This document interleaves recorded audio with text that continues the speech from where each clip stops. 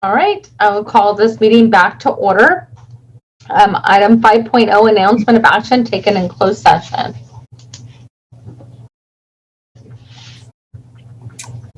It's my understanding there was no announcement out of closed session, Madam President. Thank you. Item 6.0, agenda adoption. So moved. Thank you. Can I get a second? Second. All right, all in favor say aye. Aye. Aye. Aye. Perfect. Item 7.0, board workshop, strategic plan and other initiatives. 7.1, resolution number 3180, recognition of the district structural deficit. It has my name on it, but I will be referring this to Member Wu. Thank you. And this Member is the Bridget. conference and first reading, just so everyone's clear. This is a very important resolution. It articulates why we are in a deficit.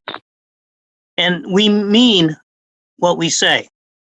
You know, for example, 2% is state mandated. The 2% is a state mandated minimum, which means that we must maintain that minimum.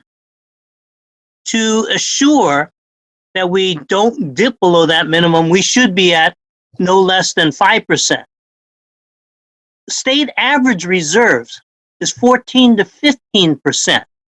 We are at that now, but we know that we are going to dip below it.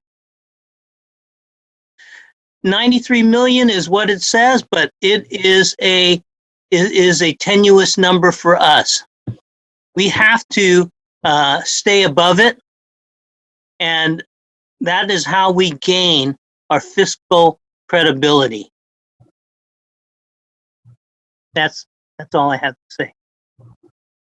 I'll say more later on. All right, do we have any public comment on item 7.1? There is public comment, I believe, under 7.1. My understanding is we had one public comment. Yes, there is one live public comment. Let me see if they are here.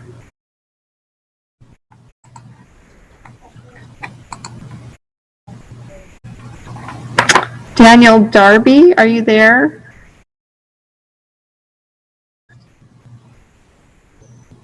He's there, but let me change his name real quick. Okay, it looks like he is, but yes. Can you hear me, Daniel Darby? It looks like he's on mute, Anne. Yes.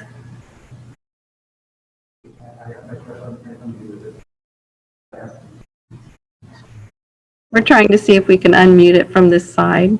Okay. Hello? Yes. Hello. Okay. Hi, Mr. Darby. Go right ahead. Okay, and this is speaking to the resolution. Is that correct? That is correct. Okay, thank you. Good evening, board. I saw the resolution yesterday evening, and I can't help but say that this is not serving our community whatsoever, this resolution. Based off of my reading of one of the reports that was cited in the document, we seem to be cherry-picking items and then trying to create a narrative that the only way that I could phrase it is that it's a false narrative. I am not saying that there is not a budget problem in the district. I'm just saying that the narrative that is trying to be presented in this resolution is not accurate. Data has been cherry-picked for this resolution.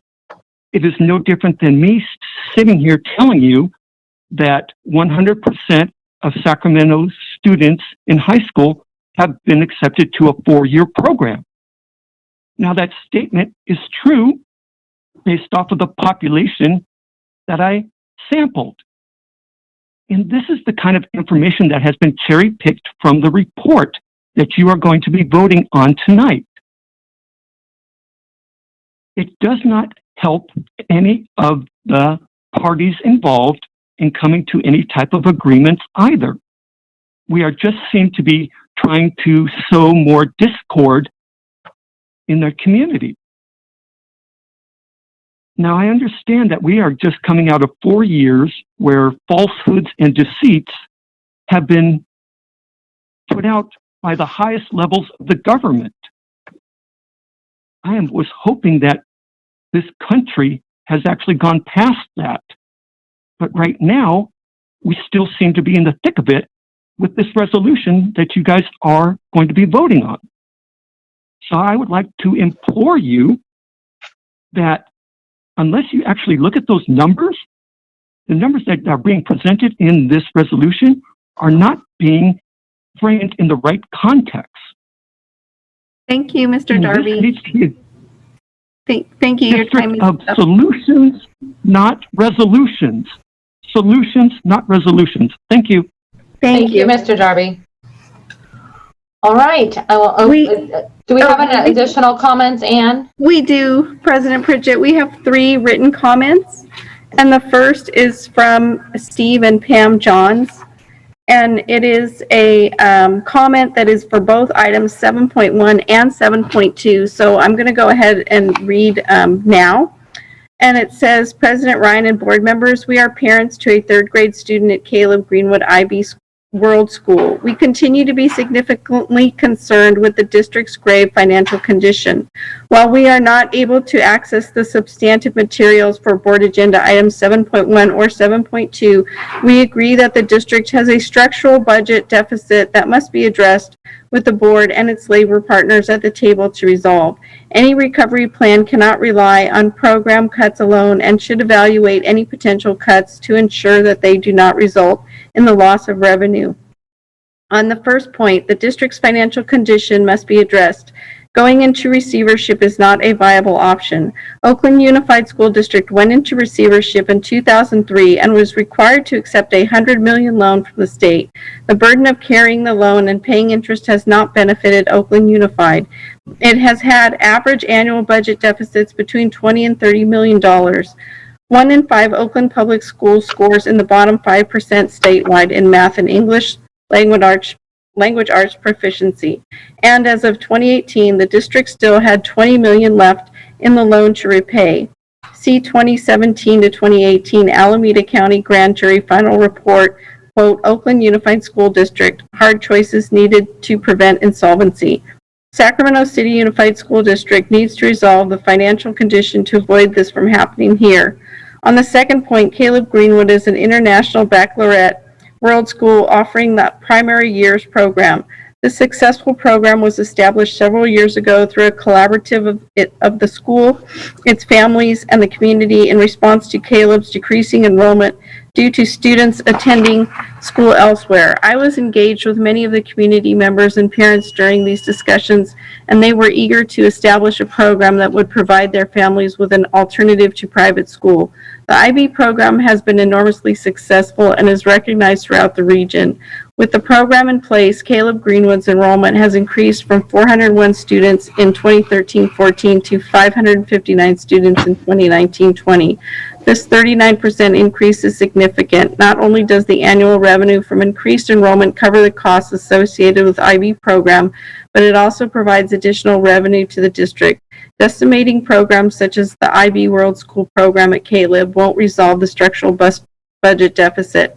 It will, in fact, cost the district additional revenue.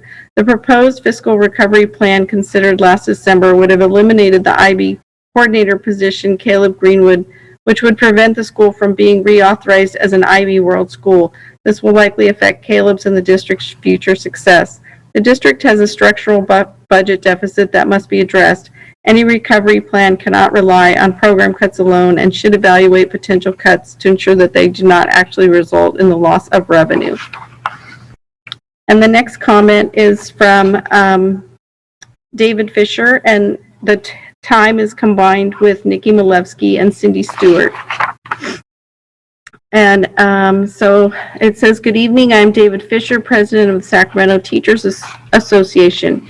Here we go again. At the last school board meeting, we suggested that the election of 3 new school board members, along with very encouraging budget news from the state of California, was an opportunity for SCUSD to turn the page on its unprecedented attack on its certificated and classified staff, and an opportunity for a constructive discussion to improve services to students. Instead, the district staff, under the leadership of Superintendent Aguilar, continues down the path of divisiveness and misinformation. Since Mr. Aguilar became the SCUSD superintendent, the district's budget has been rejected by the Sacramento County Office of Education for the first time in the history of the Sacramento City Unified School District, and 5 additional times since then. At the same time, SCUSD currently has the largest reserve fund in its history, $93 million. Since the district's budget was rejected for the first time in August 2018, the Superintendent Aguilar, with the support of the school board, stated to the public that the district was months away from fiscal insolvency and state takeover. The district has operated at a significant surplus.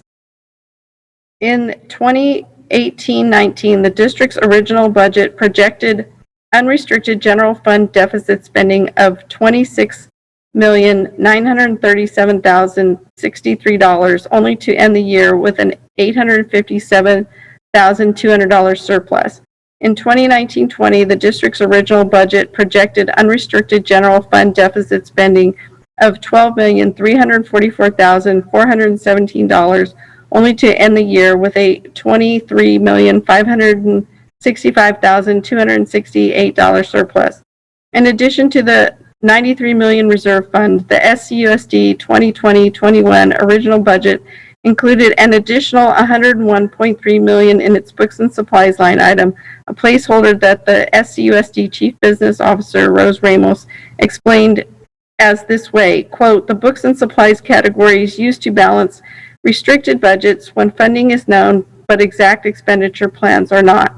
Once decisions are made as to the type of expenditures, the budget will be moved to the appropriate line item. In 2019-20, the district spent $11.1 million on books and supplies. The district has purposefully misrepresented the findings of various third parties, including State Auditor Elaine Howell. In her report issued in December 2019, the state auditor stated explicitly, quote, "We did not validate the district's budget data," unquote, page 63. Quote, "In its attempt to summarize the findings of our audit, Sacramento Unified selectively presents our key findings," page 63, unquote. Repeatedly, the state auditor calls our district, quote, "disingenuous, misleading, and even concludes that the district, unquote, after misleading, and even concludes that the district acted, quote, in violation of state law." Pages 27 and 65 to 66. Also, notably, the auditor stated on page 63, quote, "We identified significant variances between the district's budget and actual expenditures," unquote. A pattern we have pointed out for years and a practice the district continues to this day. FICMAT's CEO, Mike Fine, has stated explicitly that the district lacked fiscal credibility and that he has, quote, "no confidence," unquote, in the SCUSD leadership. The district commissioned a report from the Policy Analysis of California Education, PACE, in 2019, an entity where Superintendent Aguilar serves on the advisory board. The report was immediately denounced by Princess Moss, the Secretary-Treasurer of the National Education Association. Quote, "Across the country, we've seen these same tactics used, twisting data to justify a political agenda. I was at the bargaining table in Sacramento, so I have seen firsthand how this administration has mismanaged fiscal priorities, putting raises for administrators over the needs of students and communities. As educators, our core truth is first and foremost seeing to the needs of our students. This report serves the political will of its patrons in the district rather than the interests of Sacramento students," unquote. Toby Boyd, the president of the California Teachers Association, was even more direct. Quote, "The students of SUSD deserve a quality public education and have been waiting far too long for school district officials to put their needs first. By failing to report the gross fiscal mismanagement by district officials, the PACE/pivot report perpetuates the failure to serve Sacramento's students and communities as they should be and as our students deserve. The objectivity and research methods led to skewed findings that clearly only serve one person, SUSD Superintendent Jorge Aguilar," unquote. CTA President Boyd's comments were prescient. In March 2019, SUSD promised the community and the school board passed a resolution reiterating the promise that the superintendent would not take a pay increase until the school board passed a budget that had either a positive or qualified certification. As confirmed by Superintendent Aguilar in his sworn testimony before PERB on December 15, 2020, while no such budget has been approved, Superintendent Aguilar still accepted a pay increase, resulting in a $34,000 increase in his total annual compensation. The transcript of the Superintendent Aguilar's testimony can be found here. In particular, page 69 to 70. This increase alone is more than the total annual salary of the majority of the classified staff. A little over 2 weeks ago, Governor Newsom unveiled his proposed state budget for 2021-22 that included the largest amount of spending for K-12 education in California history.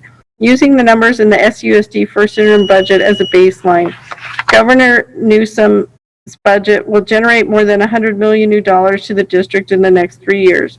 Together with the SUSD's revised calculations regarding the unduplicated student numbers, the district's second interim budget should be, quote, positively, unquote, certified.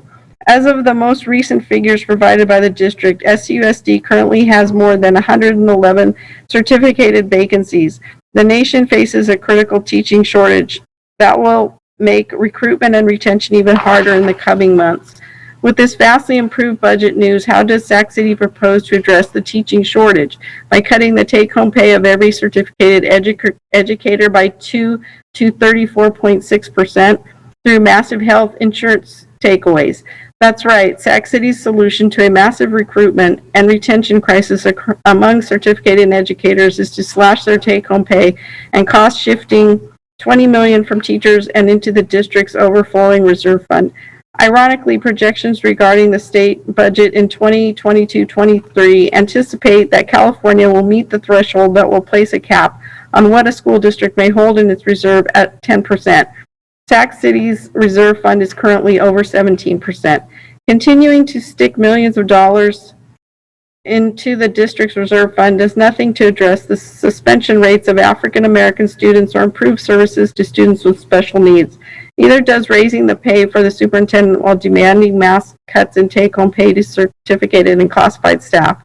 It's time to stop playing games with the budget projections and get down to the hard work of educating our students by ensuring that every student in the Sacramento City Unified School District has a fully certificated teacher in the classroom who reflects the diversity of our district, and that staff have the resources to create the best learning environment possible. And the next comment is from G.A. Tubo and says, regarding this item, I share the frustrations of many at how the district was managed by previous boards and staff appointed by boards to allow a deficit structure to accumulate over many years. But the students today and tomorrow should not be penalized for the failures of adults. It's easy to point fingers at elected and appointed leaders, but all stakeholders, including myself, share in the ownership of this problem because blitheness to the warnings of a yellow status from SCOE for years are not an excuse for our collective failure to take action to address the deficit structure before it impacted cash flow projections and brought the specter of potential loss of local control, the fiscal crisis. That the resolution of the fiscal crisis has been delayed several times does not mean that the crisis has been resolved. I welcome the votes of trustees to approve this resolution, and in doing so acknowledge that the fiscal crisis is real and that it is the responsibility of the board to address it through measures that protect the needs of the students for whom the district exists to serve. Failing to approve the resolution won't change the facts, but will indicate a lack of focus on the needs of students. And this is from Allison French Tubo. And that was the final public comment on this item. All right, we will go move to board member discussions. Anybody would like to start? All right. Member Morosky? Thank you, President Pritchett and Member Wu, or Vice President Wu, for bringing this forward. So I really appreciated the last comment, and I have been thinking right along those same lines that, as responsible board members and stakeholders should really be pushing the district to make decisions that maintain our long-term fiscal health. And it is a responsibility of all of us. It is all of us, schools, parents, students, teachers, staff, board members, superintendent. We're all in the same boat. You can't, poke a hole in someone else's side of the boat. You're going down too. So we all need to be on the same page and accept reality of budget projections, the complexity of different revenues and budgeting methodologies that are reflected when we talk about the budget, uncertainty in these revenues, uncertainty in our expenditures, which we saw in dramatic fashion this past year as schools have been closed. So the budgets are complex, they're always changing. The projections will never equal actuals. No one is saying the district staff is infallible. We have the responsibility as board members to ask good questions, to ensure our budget is transparent, as accountable as possible. But we also need to rely on staff as staff relies on best practices, as documented in this resolution.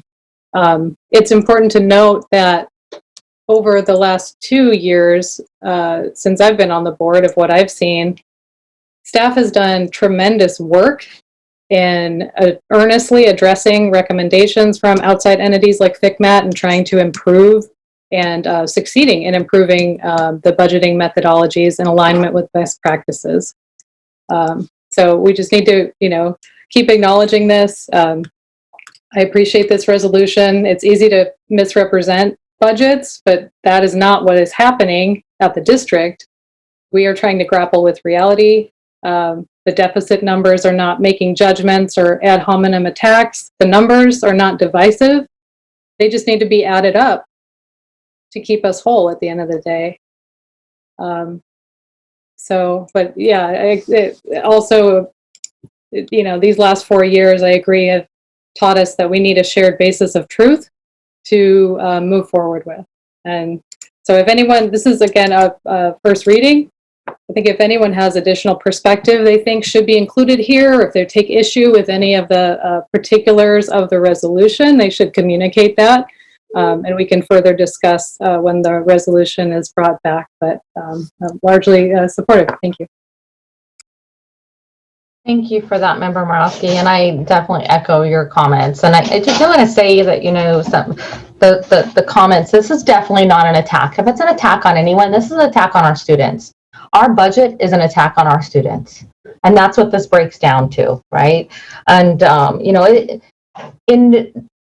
one-time funds should not and will ever be used for ongoing funds. And we as board members, we have a duty to be the good stewards of our district. So I think that this resolution is a good start to stand together. It should be our collective voice to stand together and move forward. So any other board member comments? Member Garcia and then Member Phillips. Thank you, Board President. I was just, absorbing the public comments and sort of, after having read this resolution last night, just really reflecting that this resolution does not paint a pretty picture. And unfortunately, this is our story, right? It's a reflection of where our district is. And it also provides sort of background on how we got here, but also how we can move forward. So therein lies the opportunity. And as Board Member Morawski mentioned, I mean, we're in this together. This is our entire community in our schools, you know, from students, parents, staff, teachers, our principals, our, you know, staff at the district office. We are on the same boat. So moving together is of importance. So I did want to ask a question because I don't know how this might fit in, maybe after the next, after we discuss the next item, how we may include in the resolution, you know, priorities moving forward. How do we prioritize, you know, how we're going to approach making reductions? So I'm just kind of thinking out loud here. I'm not sure with where this might fit in, if it fits into the resolution or whatnot. So so I leave that open, and in how we might want to think about bringing it and being explicit on how we're going to prioritize moving forward. So I thank you for that, Member Garcia. And yes, definitely, maybe after the next presentation, we can work on that. And when we bring it back at our next board meeting, we can review it. Member Phillips. Thank you. I was just looking through this myself, trying to figure out if this isn't an attack, that it speaks loudly to what the actual problem is. I am a little, I mean, we know that there's a problem. We know that it's a big problem, but it does seem to me that there's a lot of solution that doesn't stick with why a lot of our parents and teachers and staff are all writing in wanting to save their schools. It's more of finding the right words for it. It's more of a plan to go at teacher pay, go at classified staff pay. We do realize that it obviously benefits are very costly, and as a result of them being very costly, it does look like we have to resolve in some kind of way to have things work out in a way that's going to be best for our student body. I am just concerned about kind of the language in it. It points out a lot of, it encourages the finger pointing. And if we're all in the same boat, I also want to make sure that it's not just the board and the district, that it's also, you know, our teachers and our unions, that we're all part of this. I mean, everyone recognizes there's a structural deficit. At some point, we all hit a fork in the road and we went one way and then some went the other way, and we have yet to come together on that. And that's where we need to put our heads together and figure out exactly what's going on. I mean, before we start making, you know, exorbitant cuts that are going to hurt our students. But I do believe that it's missing something. Maybe it's just missing some humility. I know it's a very firm statement. It says exactly what it needs to say.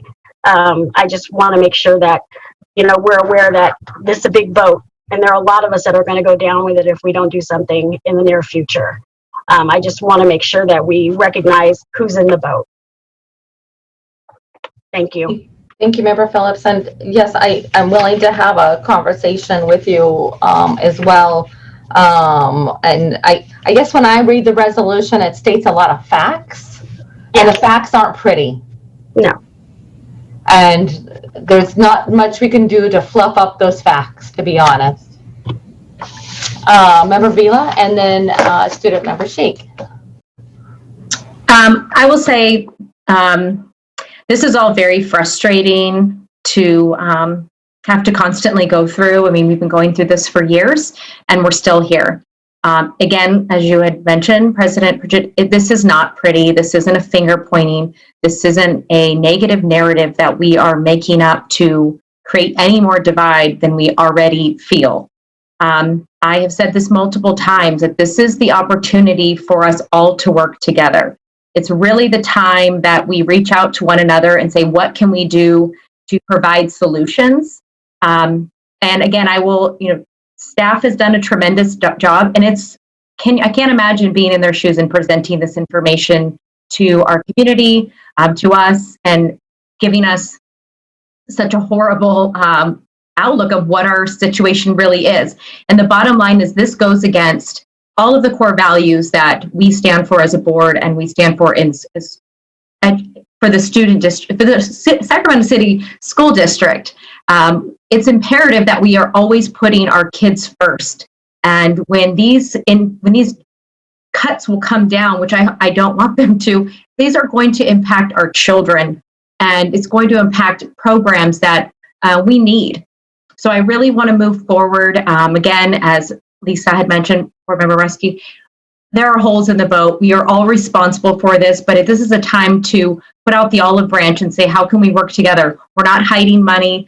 I don't think that Ms. Ramos is she's very qualified to do this job. And I understand that that's a very hard task, but we rely on her, and I support the work that she's doing, and we need to stand behind our staff, and we need to work together as a board and with the different teachers and our community members and our parents to do the right thing. Thank you, Member Vila. Student Member Shake? Thank you, President Pritchett. I would just piggyback off of what Member Villa shared. I agree wholeheartedly.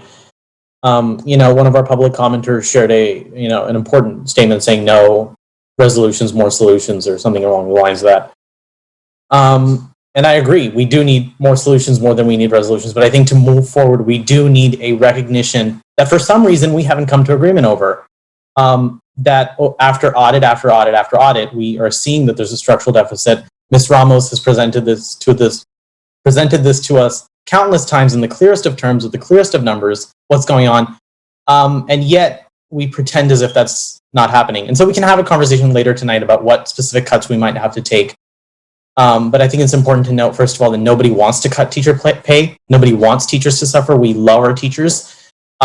We love those specialty programs. That's why I was so strongly against the fiscal recovery plan in its first iteration. But to pretend as if recognizing the problem that's real is somehow an attack, I think that's incredibly tone deaf in a district that wants to avoid state receivership. Because God knows that if you think this is bad, state receivership is not going to look pretty. Thank you. Well said, Student Member Shake. Are there any other board comments or discussion? Member Rhodes? I'll make mine as brief as possible. Just for clarification for community, could you re-explain the difference between a deficit, having a current deficit, and a structural deficit very quickly? Anybody, Superintendent, you can take a stab, or anybody, could you guys re-explain just so that... Superintendent or Ms. Ramos? Yeah, Member Rhodes, I'm going to defer to Ms. Ramos only because it actually is part of our presentation. And so she has that queued up because we do think it's important to reiterate and calibrate terminology as we move forward. But I'll just ask her to do it now. Sounds good. Yep, I can do that, definitely. So, and the question was the difference between a structural deficit and a deficit, Member Rhodes. I want to make sure I heard you correctly. Correct. Okay. So a deficit occurs, let's take an example of, I'm going to try to put it as simple as possible for everyone in the public. Let's just take a household budget. You have your income that comes in and you have your bills and you know pretty much what they are, and it's, your regular paychecks and your regular bills. And you balance, you sometimes have money left over at the end of the month. Great. Let's say the next month, and let's take an example where you have, limited savings. Let's say the next month your car breaks down and your expenses for that car are super expensive and it depletes your savings. Plus, you don't have enough from your income to pay for that whole car expense. So you have to not pay something to pay for that car expense. So now you have that month, you have a deficit, right? Because your expenses exceeded how much revenue you came in. Let's keep it simple. You have $1,000 in income that comes in. With this car expense, now your expenses for the month are $1,200. So you're short $200, right? For that month, you have a deficit. So either you're going to have to forego something to pay for that 200, or hopefully you have enough in your savings to offset that. So that would be like a short-term deficit. You weren't expecting that. I don't know. You didn't know the transmission was going to blow out, whatever, something. So let's take another example of a structural deficit. That's more persistent. That's more ongoing. Let's say that your income drops, that there is a loss of an income in the household for whatever reason. And so now that $1,000 of revenue of income that you had coming in drops to $500, but your expenses are still going to be the $1,000. Until you replace that income or you're able to reduce those expenses to match that lower income, you're going to have an ongoing persistent structural deficit in that household. So this is where the district is at right now. The district, the deficit is not because we have these one-time expenses that are eating up all of our reserves. It's that our ongoing expenses for the last several years have exceeded our ongoing revenue. We have been getting by because we have had savings that we call reserves. And I know our reserves are pretty high, but they're high for a reason, because we know that we just do not have enough revenue to support our expenses on a long-term basis. And at some point, unless we reduce those expenses to match our revenue, or we get additional revenue to match our expenses, we're going to get to a point where we deplete those savings/reserves. And so I hope, that clarified that. Yeah. So just for as layman's terms as possible, a deficit is not having money now. A structural deficit meaning that you're spending currently more than the revenue that's going to be coming in. So thank you for that. I think it's very important as we go forward and communities watching that they get a good grasp of what those terminologies are. And currently, I'll pitch it back to Rose. Currently, we're not in a deficit, we're in a structural deficit, correct? That's correct. Okay, thank you for that. Then my next question, resolution number 3180. As the stated document, and it's widely reported that we have a structural deficit, which Rose just explained. And also, majority, I think our board, teachers unions, labor partners, community, and outside agencies that have done a report also agree that we have a structural deficit. But I think the biggest thing is like how we go about taking down that structural deficit. But no one can say that, we don't have a structural deficit overall. But could you please explain what the purpose of us having a resolution to recognize the district had a structural deficit when it's already well stated and known and reported on? Could you explain that to the public at large, and why would our board be wanting to move in this direction? And I think that's also a good explanation for our community, because on a community note, we don't want to do things that are ceremonial, and we want to do things currently that best impacts the people we want to service, right?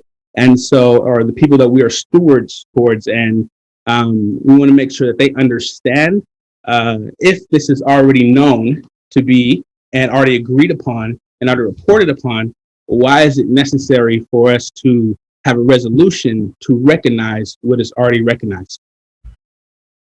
Thank you.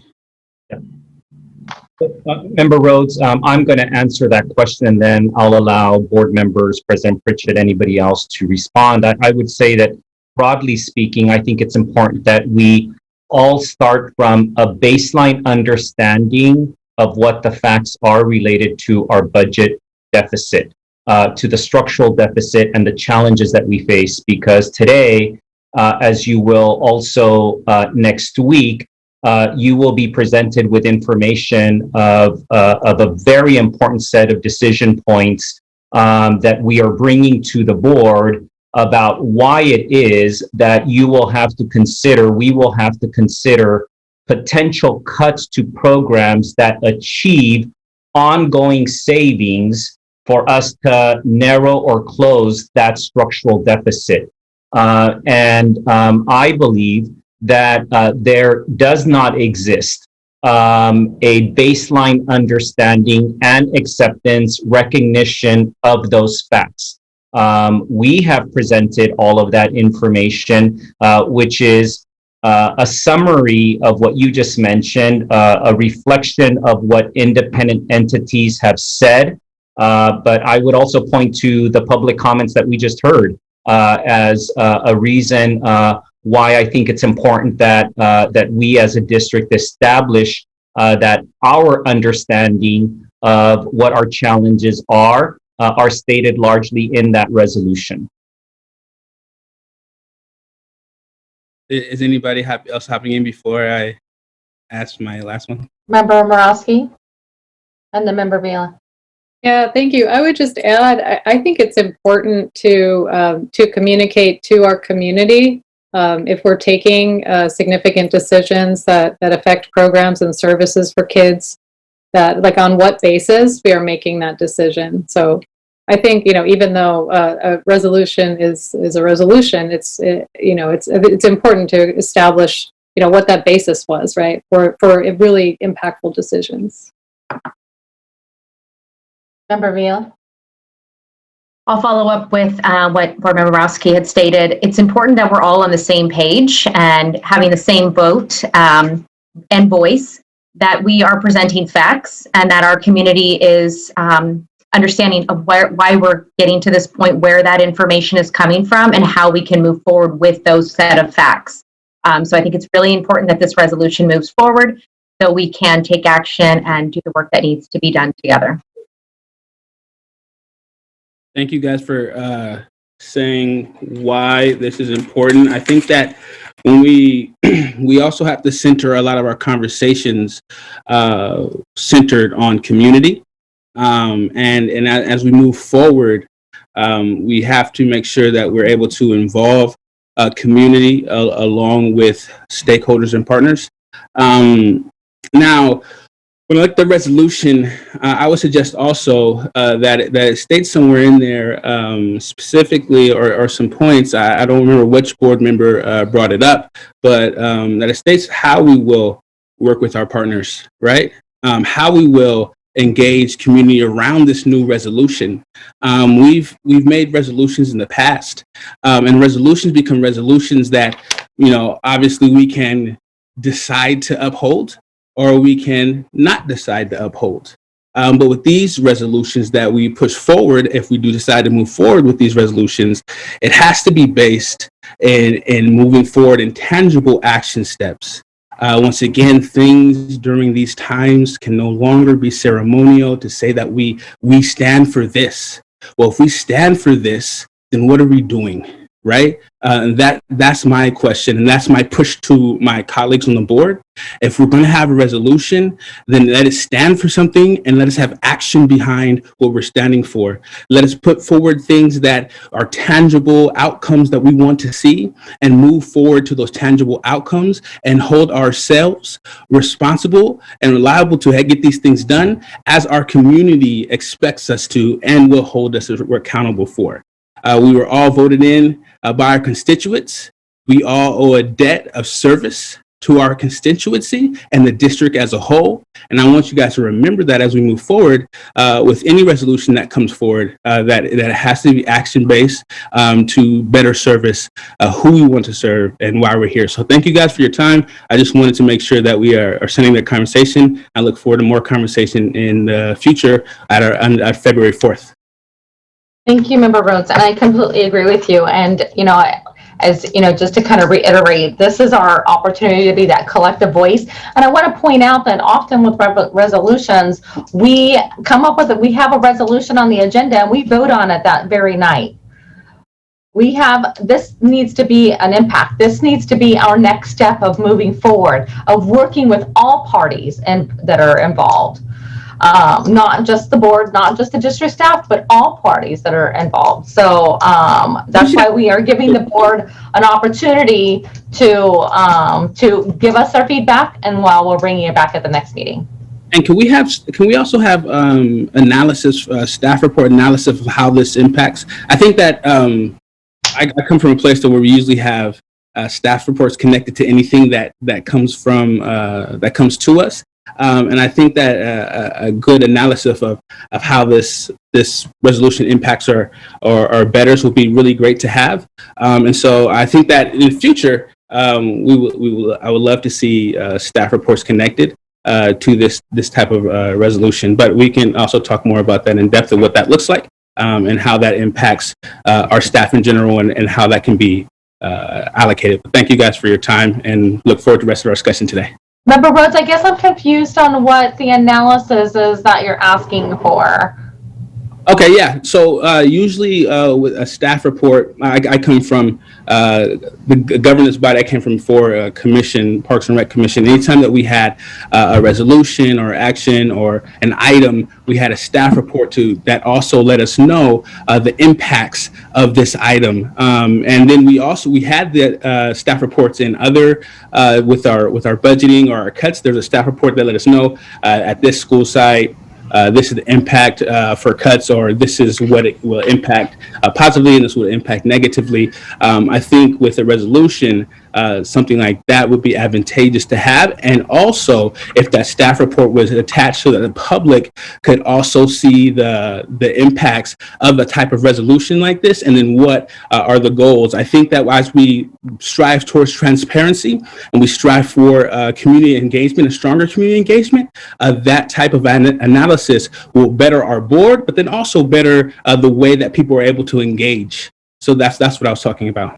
Okay, maybe I can ask Superintendent, have staff reach out to Member Rhodes to clarify exactly. I know within this resolution, there's several links that link to audit reports and recommendations.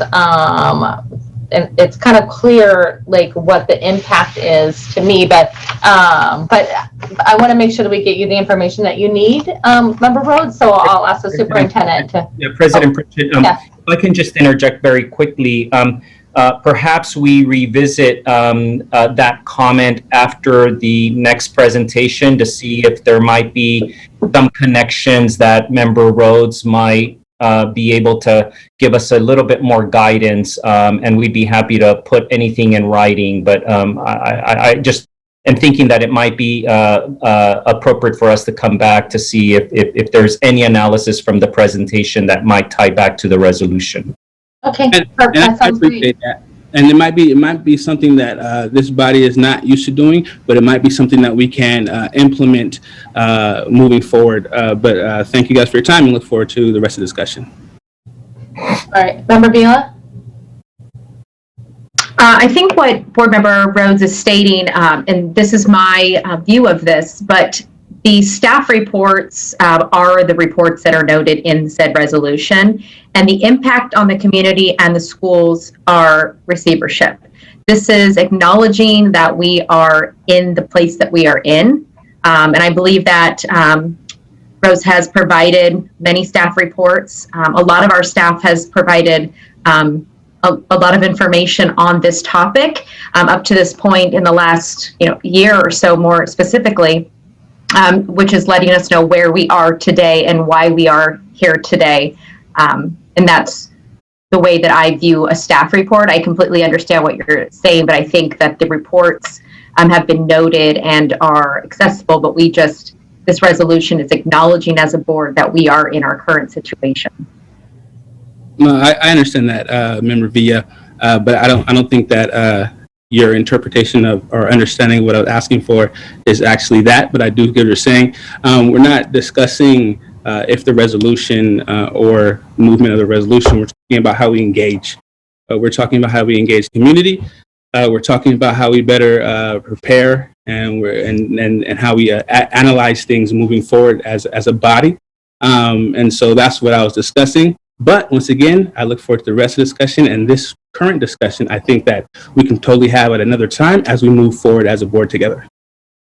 Perfect, thank you. And I do want to make sure I've heard the word ceremonial resolution a couple times, and I don't want this to be interpreted as a ceremonial resolution, that this is an impactful resolution. All right, with that, I don't see any other board members with their hands up at this time. So we will move on to item 7.2, budget and fiscal recovery plan update. Ms. Ramos? I'm President Pritchard, and good evening, board members, superintendent, members of the public. Tonight, I'm presenting to you along with some of my cabinet members, our cabinet members, an update on the budget and fiscal recovery plan. As you may recall, we presented the fiscal recovery plan to the board in two previous recent board meetings, November 19th and December 10th. So you'll see that same plan within the presentation with additional information. Next slide, please.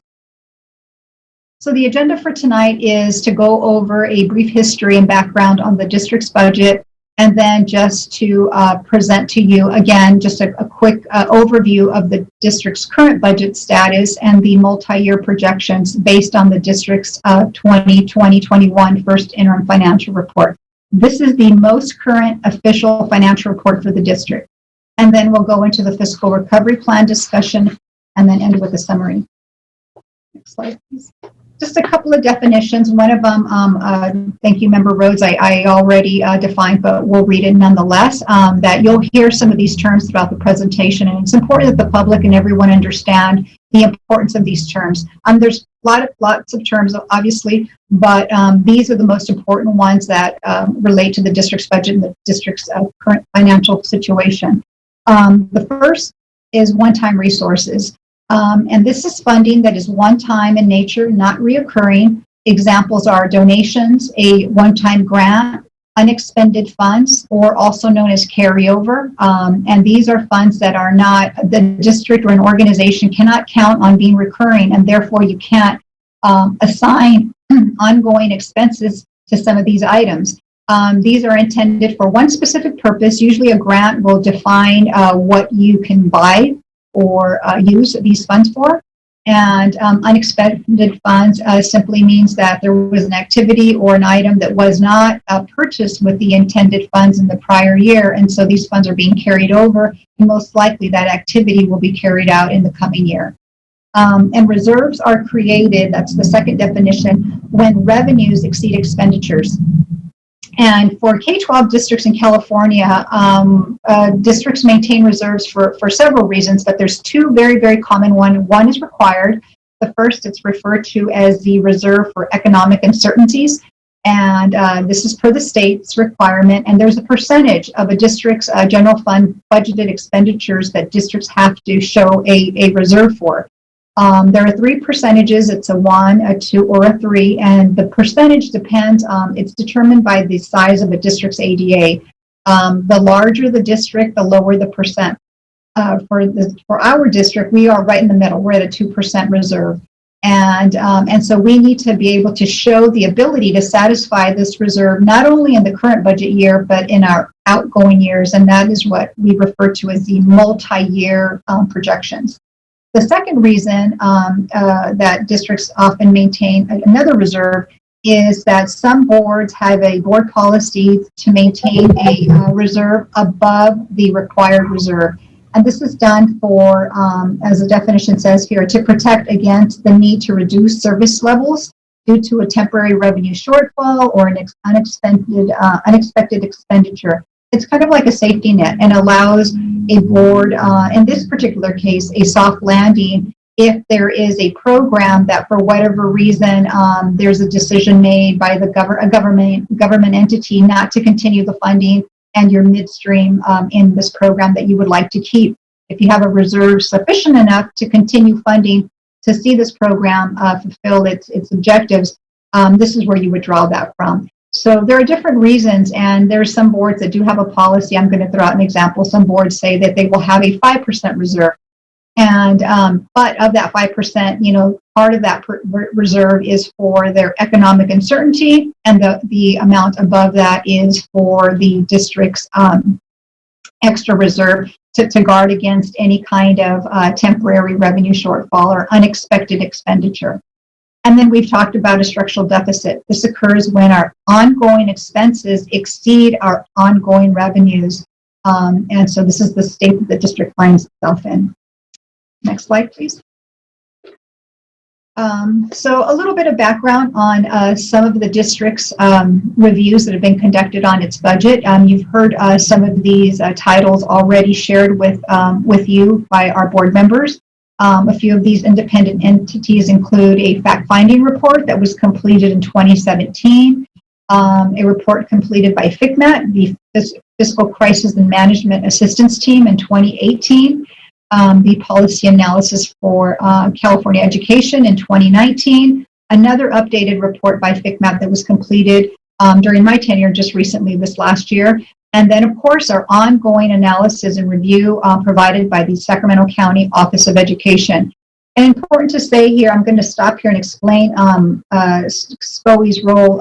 They not only provide this ongoing analysis, but they are currently our fiscal advisor. The analysis is done, or this oversight is provided to all school districts that underneath their review or their supervision, regardless of the district's fiscal status. And what SCOE provides for us in that role is they review our financial reports that we submit, like our first interim, second interim, our proposed budgets, adopted budgets, and our year-end reports, as well as any major financial decisions a district is going to undertake, especially any kind of, like, let's say, a salary improvement or a benefit restructure that will require ongoing resources, just to confirm that a district has the ability to support those expenses.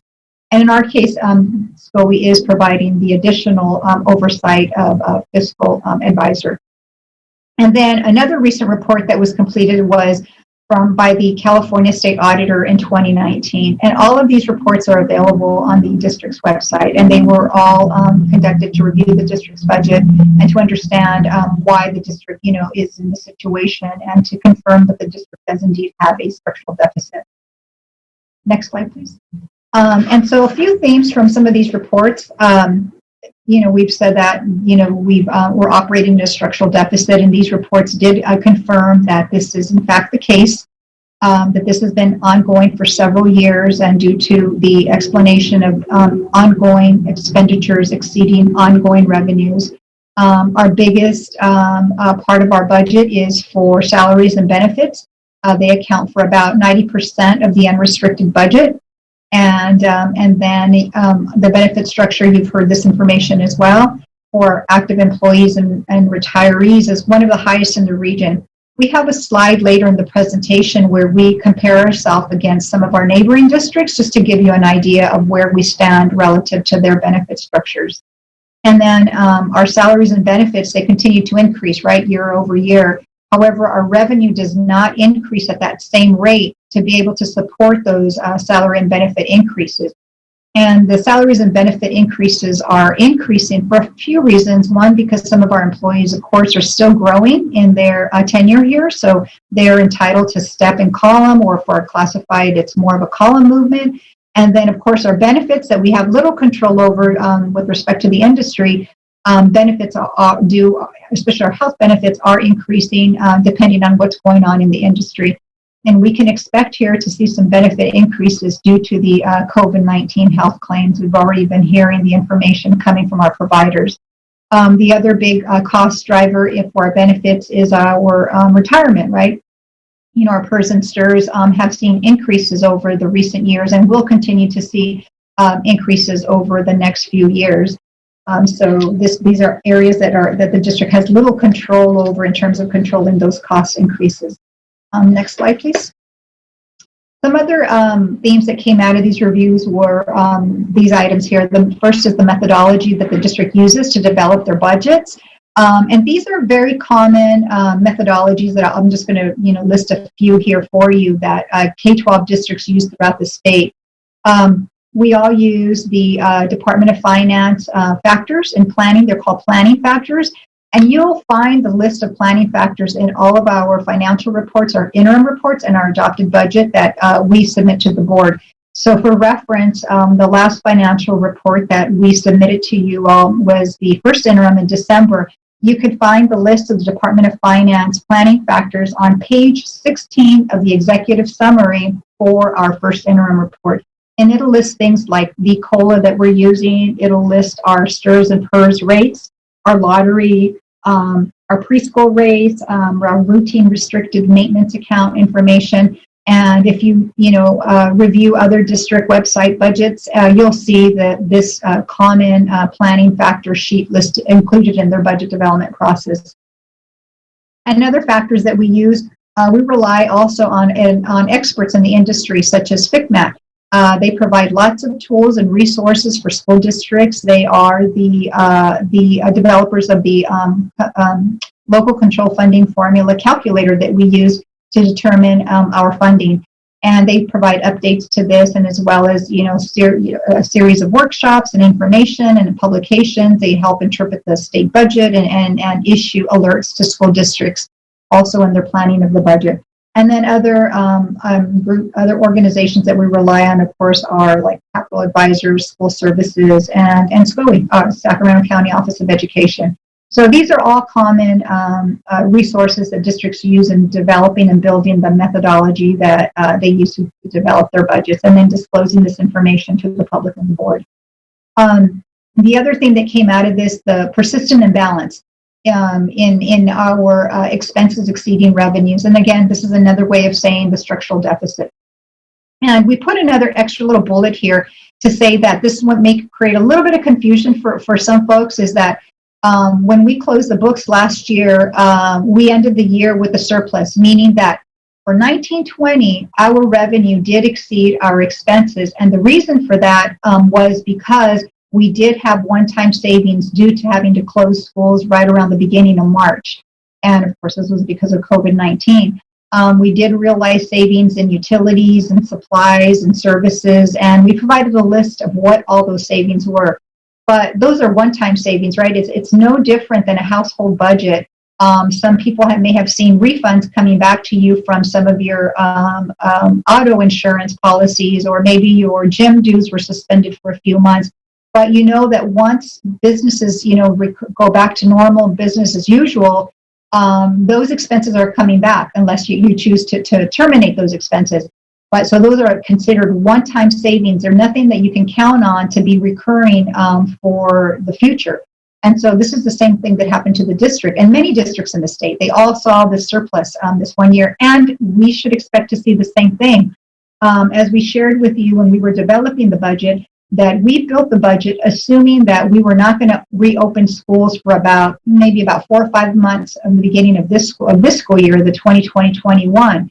Now, here we are in January, and it's probably not going to happen anytime soon. So we will have to adjust the budget again to reflect an updated one-time savings in those same categories, because we have not reopened schools. And so please do not be surprised when you see a surplus in some of these operating expenses line items when we get to year end. And we'll try to update the budget so that we reflect the savings, to the current budget. It just becomes a little tricky in the event that we are able to expand in some of our services, and then we do need to tap into, because the last thing we want to do is cut the budget too much, and then we find ourselves, in a worse situation where we over-projected savings. But again, we'll continue to share information on how we're trending in this area. So the last bullet here is that the district has managed the deficit with one-time resources and reserves. And this is not a sustainable plan, because eventually you'll get to that point where you deplete them. This is, again, the same example of a household budget that loses income indefinitely, and they did have some reserves in their savings account, but at some point they will utilize all of those savings unless the revenue is restored to the previous level or expenses are reduced to match their ongoing revenue. Next slide, please. And just to remind everyone of our last financial report, the district's last financial report we submitted to you all. This was the first interim report for this current year, 2020-21. And I'm not going to read every single line, but just highlight there the deficit spending where we're at. This year we were projecting, as a first interim, again, I emphasize first interim, that we had a deficit of about 31 million. Next year, we were projecting that deficit to grow to 38.9. And finally, the third year, that deficit was projected to grow to 56 million. Now, please understand that this is as a first interim, which did not take into consideration the governor's proposed budget or any of our updated information with respect to our unduplicated pupil count or with respect to any of our one-time savings. Next slide, please. So what we've done for you is we took that same information from first interim and we said, okay, let's now that we've received this information from the governor and we know that we're making progress, a lot of great progress to collect our data for our unduplicated count. Let's go ahead and model some of those numbers to see how that would impact the district's budget.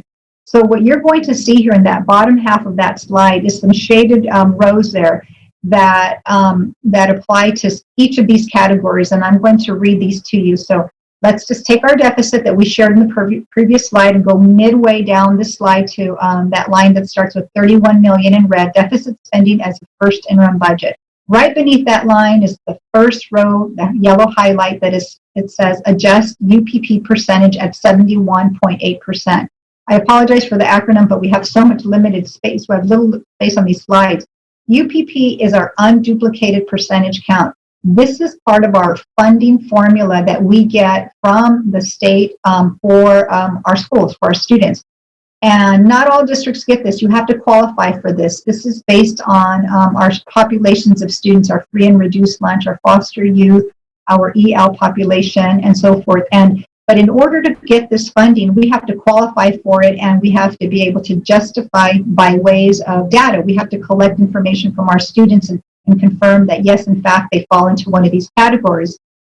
Well, what happened in the beginning of the school year, we saw a dramatic decline in enrollment, not just in general enrollment, but also in our collection of data for these populations of students. Such that we were at risk of losing about $6 million. And that was pretty devastating because that will impact our current year and just further contribute to our deficit. So our staff recognized this very early on as we tracked this information very closely. And so they immediately went into a mode of correcting this immediately and very proactive mode and launched a campaign and did a tremendous amount of work during the winter break to try to collect as much data as possible. And just to put it into context, prior to this 71.8%, let's say prior to COVID, the district was trending at about 72%. In the fall, when we recognized we had a problem in this area, we dropped down to about 68%. That's pretty significant. That's about a $6 million loss. So staff quickly went into this corrective action mode and launched a campaign and reached out to parents and students and started communicating, please collect, can you please help us, help the district? And they were able to get us just about back up to that 72%, which is pretty remarkable. So a lot of work that went into this, and we can't thank staff enough for doing this. This happened over the winter break, lots of phone calls, late nights, weekend work that went into it. And so we were able to recover that $6 million this year. And because what happened at first interim, we had to disclose that this was the loss we were facing, and it was built into the budget. And so the loss carries throughout all 3 years. So what you're seeing in this yellow line is a restoration of that potential loss. So great news there. Yeah, and Ms. Ramos, if I can just interject, and again, when Ms. Ramos mentioned staff, I just want to confirm and acknowledge this is everyone from principals and many of our teachers, centrally here, staff like Rhonda Rohde.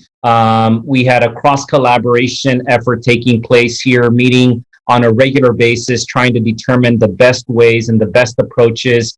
So you may remember board members and community members, lots of email messages, lots of outreach done through our communications department. So I do want to acknowledge those efforts. But when Ms. Ramos says staff, please know that this is at the site level. I know board members were very engaged in this as well. And of course, here at the district office, a cross-departmental effort that was just remarkable because we were very, very concerned about this when we presented it in first interim. Thank you, Superintendent. So moving on to the next row here, which are in orange, adjust for potential COLA of plus 3.84% in 21-22. This is from the governor's proposal that we all heard in January. Great news, and we are certainly banking on this holding, right?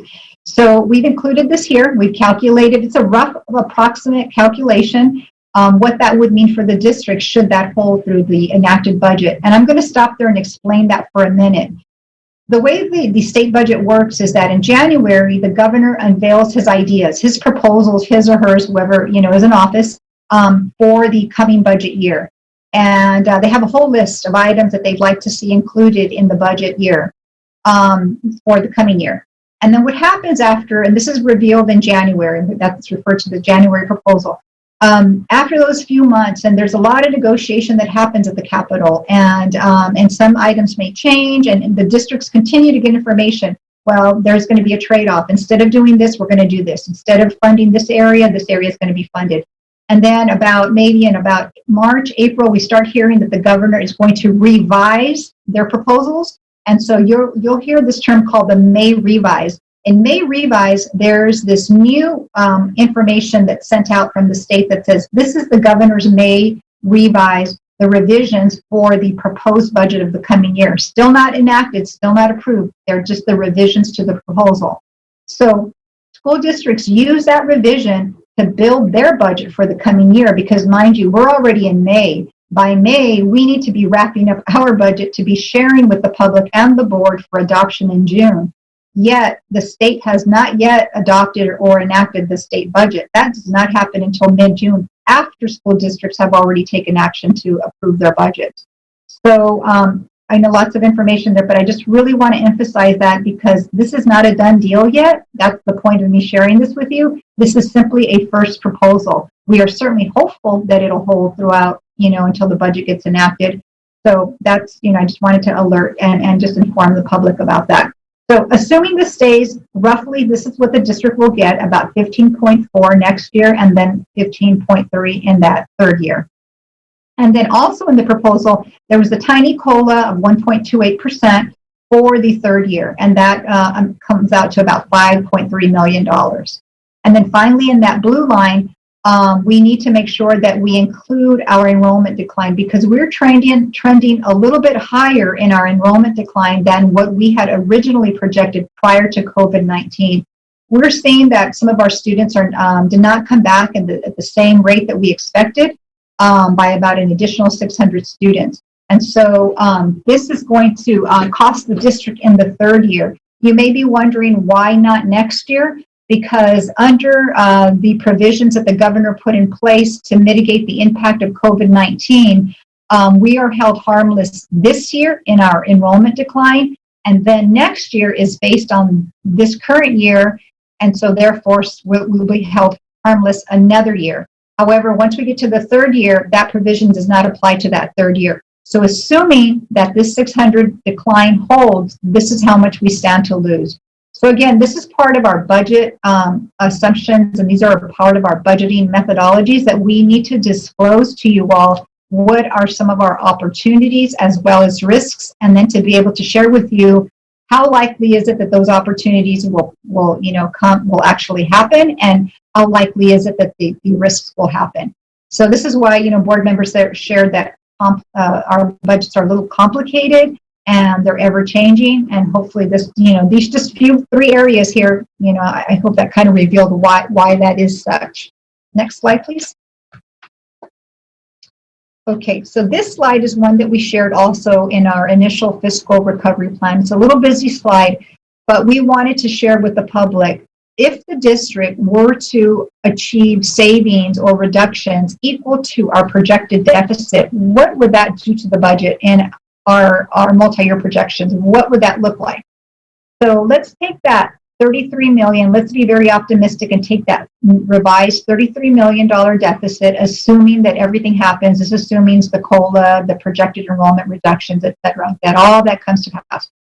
And let's inject that in next year's budget, 21-22. That's what you see in that pink shaded center box, $33 million in reductions, ongoing reductions. So we put that in there, and now let's see what it does to that third year. Well, as you see the third year, it addresses the deficit almost entirely, except for about $550,000. I mean, that's pretty much, we've resolved our deficit issue. So we're pretty close. So this is the impact of implementing reductions equal to the deficit. because we hear questions about the deficit and how, how would you resolve that? And, resolving it is another matter, but to apply the amount that you are deficit spending by impacts your budget in this manner. And this is where the district would be able to certify their budget most likely as positive. We would eliminate the risk of fiscal insolvency, etc.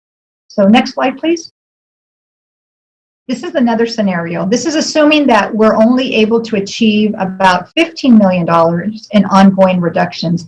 And the reason we picked $15 million, we didn't pick it, we used some of the items in the fiscal recovery plan because we know that in total, the fiscal recovery plan that was presented isn't sufficient. But those were the items that were within the district's control to be able to make budget decisions on, because the bulk of the items are items that require negotiations. So applying the 15 million next year as well has this impact on the budget. 15 million ongoing, so you show it in both years.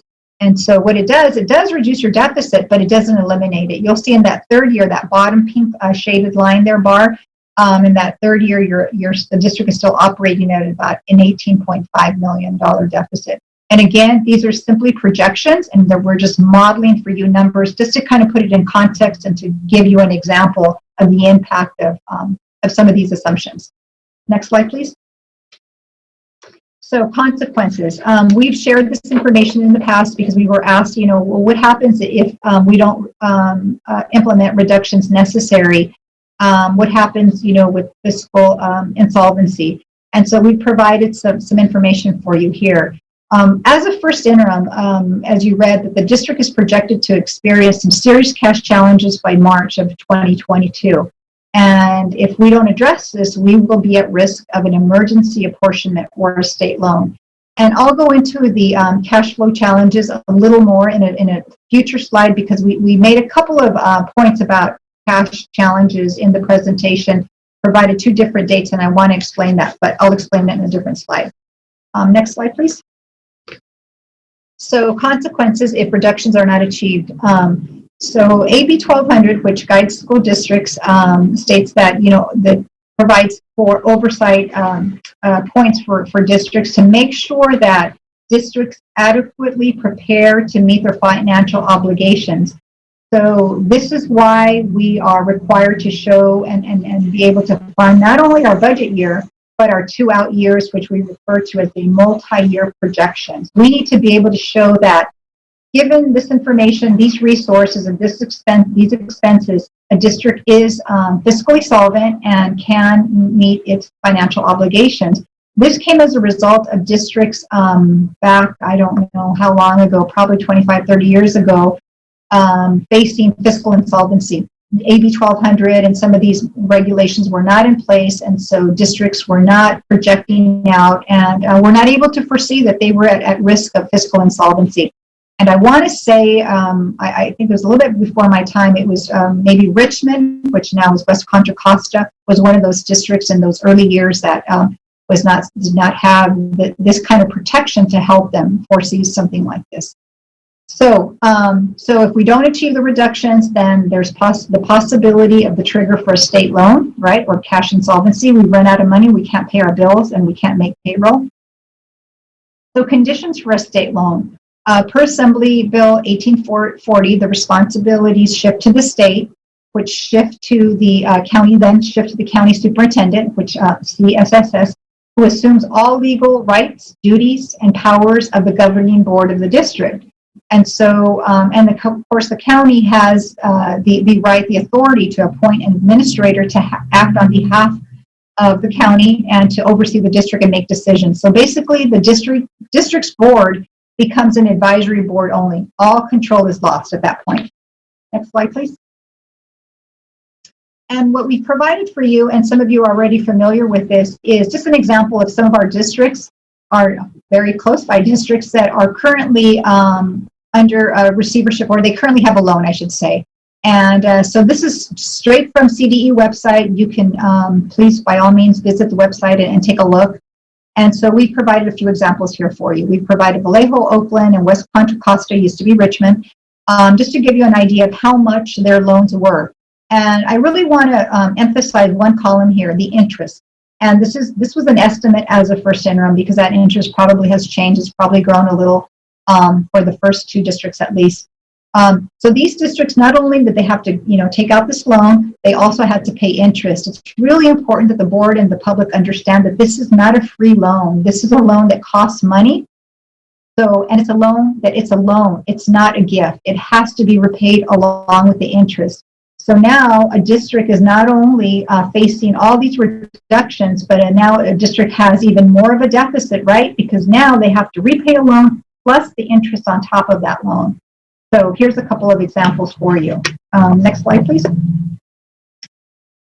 So again, here, continuing along, consequences if the reductions are not achieved and a state loan is triggered. What happens is that, again, the district's debt is not wiped clean. There are reductions that are imposed on the district. So meaning either we make the cuts while we have control, or we allow ourselves to go down that path of fiscal insolvency. And once we're down that path, then the reductions will be imposed on the district. And we have no control over what those reductions look like.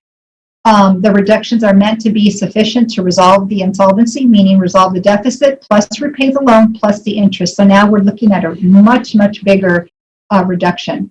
And the next bullet just speaks to that. So the imposed reductions are greater than the targets that the district had, prior to insolvency, and which translates into additional program services and staffing being reduced to achieve these new target amounts. Next slide, please. And again, just for the public, just a reminder, the district has been making reductions in the last few years, quite a bit. They're pretty substantial. So we just provided a very, very high level summarized table for you, just so you can see over the last 2 years how much the district has reduced. And this is the millions, starting with December of 2018 up to September of 2019. Why did we stop there? Because these were all the reductions that the district was able to make that did not require negotiations, but were within the district's control to reduce.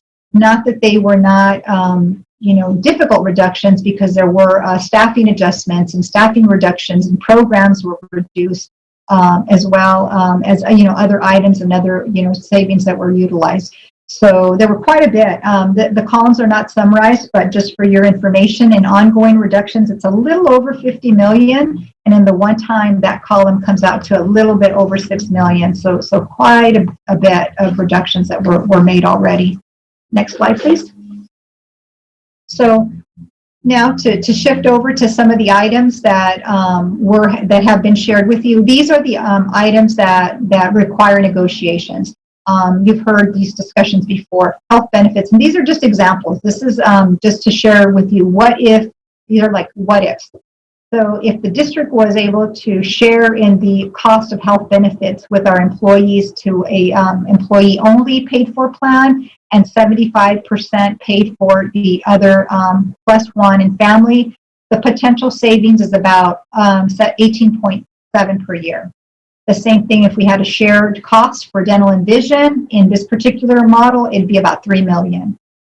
If we exercised a cash in lieu of benefits, and we assume a 3% participation, this is something very common in other organizations, roughly about 1.4 million. If we shared a little bit in our OPEB contribution, possibly 2 million there. And then there's some other contract items that have escalation factors, meaning that there are no limits in some items, and so the district always has to keep pace with those increasing costs, and so depending on what items we selected and we agreed on, that's a to be determined amount. A furlough day, a cost of 1 day district-wide is about 1.7. A 1% increase or decrease district-wide is about 3.4 million. Next slide, please. And then we took some of this information and we separated it out for you by general fund, the unrestricted area and the restricted area. And then we also looked at our other funds, because we have to remember that we also have personnel costs and operating costs in our other funds. So if we make changes to the general fund, most likely those other funds will also be subject to those same changes. So it was important to segregate those items. And then the bottom table is simply just a percentage of our benefits to our total budget, just so that, and this is our revised adopted budget information for you. Next slide, please. Now, these are some comparisons. I did say earlier that I was going to share with you how the district compares to our neighboring districts. And please know that this data is taken from a 2019-20 J90 report. And the reason we're using this report is because this report provides information on our neighboring districts, and we wanted to be able to share with you a comparison. Now, we know that most of these costs have probably gone up. We know that we are looking at our district health benefit increases of maybe double digits, about 10-11% is what we're hearing from our providers. And we'll share that information with you in the coming weeks or months, definitely by second interim. But let's get back to this slide.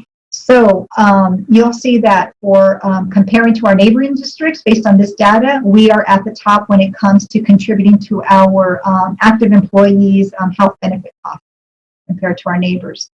So a couple columns there. The first one is per FTE, meaning per full-time equivalent. And then the next column is the maximum district contribution, assuming the most expensive plan at $31,000 per FTE. Next slide, please. And these are some other comparisons, how we compare to our other neighbors. Our average daily sub costs, you'll see that we're at the top there as well. Next slide, please. And this one's not in yellow highlight, sorry about that. This is our summer school teaching pay rates compared to our neighbors. We're at the top. And next slide, please. And now we're into our fiscal recovery plan discussion. And I will pause. Superintendent, is there, before I start with these slides, would you like to say anything here? No, not at all. I mean, I would just mention, board members, that I know that it was a series of slides that Ms. Ramos presented, 20 slides thus far, really intended to just give you an overview, a reminder, in some cases, new information as a result of plugging in numbers that are attributed to the governor's proposal. I do want to, of course, mention, and we have board members that spend their day, most of their day at the Capitol and dealing with these matters.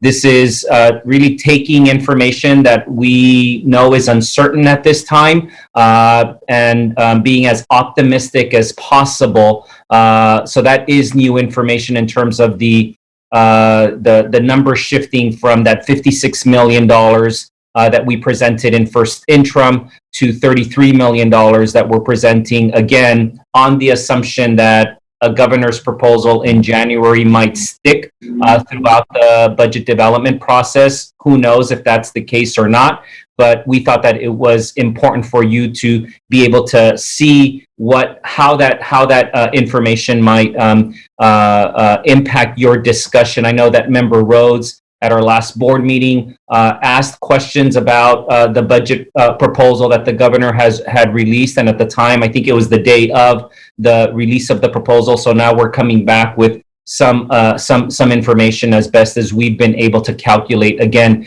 using all of those industry standards and the tools that Ms. Ramos mentioned, which I think I appreciate, Ms. Ramos. Just a reminder to the board and to our community of the methodology that you utilize as our CBO and work with others to make sure that we're presenting as accurate of a budget picture as possible. We would then move now on to a discussion based on presenting information from the December fiscal recovery plan that we presented by sharing additional information in categories of areas that we're hoping will elicit some discussion from the board as we would then prepare as a staff to come back with another iteration of that fiscal recovery plan that you would take action on February 4th. And so we look forward to the discussion. There are various slides. I would ask that the board just try to keep track of the different categories that we're going to be presenting as you think about questions and comments. And then again, hopefully a discussion that will help guide us as your staff to come back on February 4th. Thank you. Okay, so here's the categories the superintendent mentioned. We have about 6 categories. And please keep in mind, this is the same fiscal recovery plan we shared in November and December. We just put them in these categories in order to simplify the discussion. The first one is those elements of the plan that are above the staffing formulas. The second is those that are subject to the March 15th or 60-day layoff notice. And then those, number 3, that are not subject to this layoff notice. And the fourth is those that, if adopted, would eliminate an entire program or department. And the fifth one is that those that could be implemented in 21-22, or if where further studying would be necessary in order to develop new models for continued programming. And then the final one is those that possibly one-time funding sources could be used while looking for additional ongoing savings or reducing expenses. So with that, let's move on to the first slide. The next slide, please. And this is just a recap. This is the same slide that we shared with you all. I just wanted to remind everyone that this was shared in the November and the December 10th, and you're going to be seeing this same information in a little more detail and in those categories just listed. And what we've done is we've provided a reference column over to the very left, 1, 2, 3, 4. There's a few more in the next slide, so that as you're looking at the slides that are coming up, you can always go back to this reference to know which category, which line item that item belongs to. Next slide, please. And here's the balance of those. The other programs, references 5 through 11. Okay, same information. So let's go on to the next slide. All right, so here is our first category. This is those items that will be aligning staffing to the formulas as provided with the district staffing ratios or the collective bargaining. And so there's this list of items that these reductions will simply align all of these different areas to staffing ratios.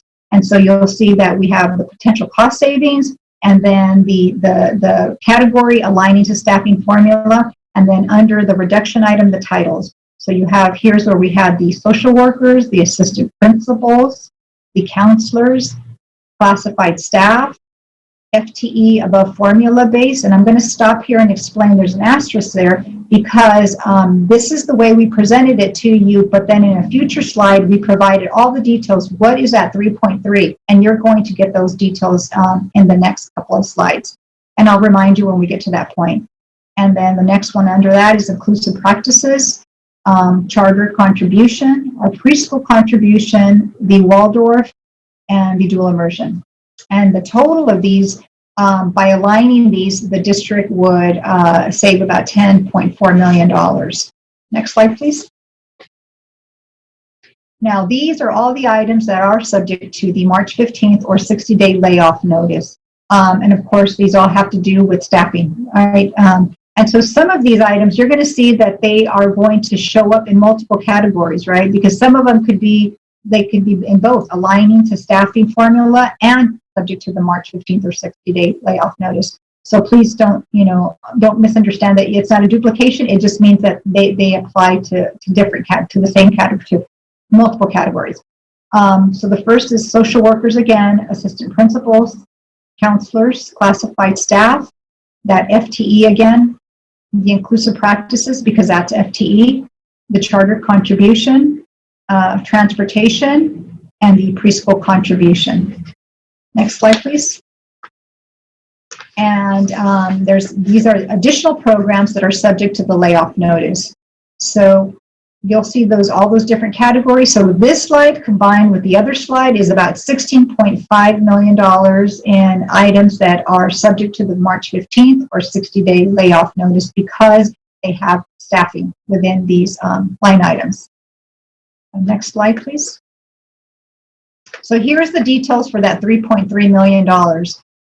These are FTE at formulas, at school sites, and these are FTE that are above formula. These are programs that are, some of these are specialized programs or they're smaller programs, but nonetheless, the FTE is required so that students do receive the appropriate coursework that they need in order to meet the requirements of either graduations or promoting on to the next grade. And you'll see Rosa Parks listed here, John Still, MLK, LDV, SES, Kit Carson, Caleb Greenwood, Health Professions, along with the FTE and the particular type of FTE for each of these schools that require additional FTE above the base, and then the dollar amount and the potential cost savings. And then these are subject to the March 15th or 60-day layoff notice. Next slide, please. Now, these are items that are in the fiscal recovery plan that are not subject to the layoff notice, such as supplies, professional development, travel, the IB and AP tests of the GATE program, the elementary sports, the college and career visits, and the site discretionary supplies. So the potential cost savings for those items is about $2 million. Next slide, please. These now are, if items within the fiscal recovery plan, if these were approved, these programs would be eliminated because of the impact to the budget reduction to their program would essentially eliminate their program. The first is elementary sports, college and career visits, safe schools, improvement, accountability, and school support. And the total is about $2.8 million there. Next slide, please. Now, these are items that require further study for a potential restructure. Should the district decide that these programs should require further analysis to possibly redesign or restructure. And I'm sorry, I forgot to mention that again. Over to the very left, there's the reference to the 12-10-20 plan with the number. So if you ever want to go back and tie it back to the original plan, the numbers there listed for you. So here we have the programs that our program side of the house has determined that these are the programs that would require further restructure. There's several of them there, and that's about $6.5 million. Next slide, please. I know it's in tiny print. These are the programs that would not restructure or redesign would not be applicable. And so for these programs, we can certainly provide more information. My colleagues, cabinet members are here to provide more information on why they would not be subject to a program restructure, should that be part of your discussion or your questions as you continue the discussion on the fiscal recovery plan. Next slide, please. Now, these are the few items that we were able to identify and say, yes, these items and these dollar amounts could be funded with temporary CARES funding. And we emphasize temporary because this is an example, one-time funding, but these are ongoing expenses, right? However, we can use these funding because we know that our social workers and some of our counselors, and especially our after-school program with our learning hubs, is in fact engaged in activities to mitigate the impact of COVID-19. However, this is not an ongoing funding source. We were fortunate enough to receive the second round of stimulus funds. So at the most, we might have enough to fund maybe these programs for another year, year and a half, or 2 years. But again, this is a board decision and up for discussion. And these are the ones that certainly met the criteria of CARES funding. There were no other available funding sources for the other categories. As you know, our restricted funds are pretty restricted to certain activities that are already in place within the district. So we would have to reduce one restricted program in order to fund a brand new one, and we would be back to the same position that we're in right now. Next slide, please. If we can stay on that one, thank you, Mr. Flores. I just did want to mention that this is really just a point in time, board members. Rose Ramos has been working very closely with our SCOE partner, Superintendent Gordon, who joins us this evening as well. We do want to make sure that we do everything that we can to look into any other appropriate use of CARES funding. So as you kind of look at the other categories, please do keep in mind that as you might hear of other districts using CARES funding for purposes that might provide one-time savings, temporary savings to us, please do keep us posted. But again, this is where we feel comfortable conveying to the board that we feel this would be an appropriate use of CARES funding. But do know that we are exploring as much as we can whether there might be other flexibilities available to us for other areas that are included in the FRP. We know that some of them clearly would not be allowable, but we are doing everything we can to explore other flexibilities. Thank you. Next slide, please. Okay, and so we're pretty much at the end of the presentation, and I just wanted to summarize the cash flow because we do have two different dates and wanted to explain that a little more. We are projecting that we're going to have some cash flow challenges starting in May 2021, and this is mainly due to just dry period cash flow issue. This is not because we're headed towards fiscal insolvency, and this is very common for school districts. For us this year, the reason it's a little bit more common in like many districts is because, as you know, as part of the state budget solution last year, there were these deferrals that were imposed on school districts. That is how the state was able to resolve their budget issues by withholding our apportionment, our monthly apportionment that we received to future months. And so the impact of doing that, it's, for example, let's say that your employer said, oh, our organization is having some serious cash flow or some financial issues. We're going to give you your paycheck, but we're not going to give it to you for about 3 months down the road. Well, that's not very helpful to you because you still have bills to pay. So you have to find a way to mitigate the impact of not getting your paycheck on time. And so it's very unfair, we agree, but it is what we were dealt with. So what school districts have to do is that we have to find a way to resolve this. It isn't our necessarily something that we caused, that we ran out of cash. It's that our cash didn't come when it was supposed to. So what we're doing to mitigate that impact of that debt deferral is that we can do one of these things. We can either borrow from our other funds, which we can do. We pass board resolutions to do that, but sometimes it's not enough. And because we're a very large district and we just don't have that kind of funds in our other funds, that they don't have that kind of resources. Or we can take out a short-term loan, and we have to pay for the cost of doing that. And so we are in the process of we are applying for a TRAN. We did apply for it. We haven't executed it fully yet. You'll receive more information on that in the coming weeks. But it's a short-term loan. It's referred to as a TRAN, a temporary revenue anticipation note, which is going to be repaid. And there is interest on that. But in this particular TRAN, the cost is very low because we were able to participate in a statewide TRAN that pulled together all the resources so that our borrowing costs would be much lower.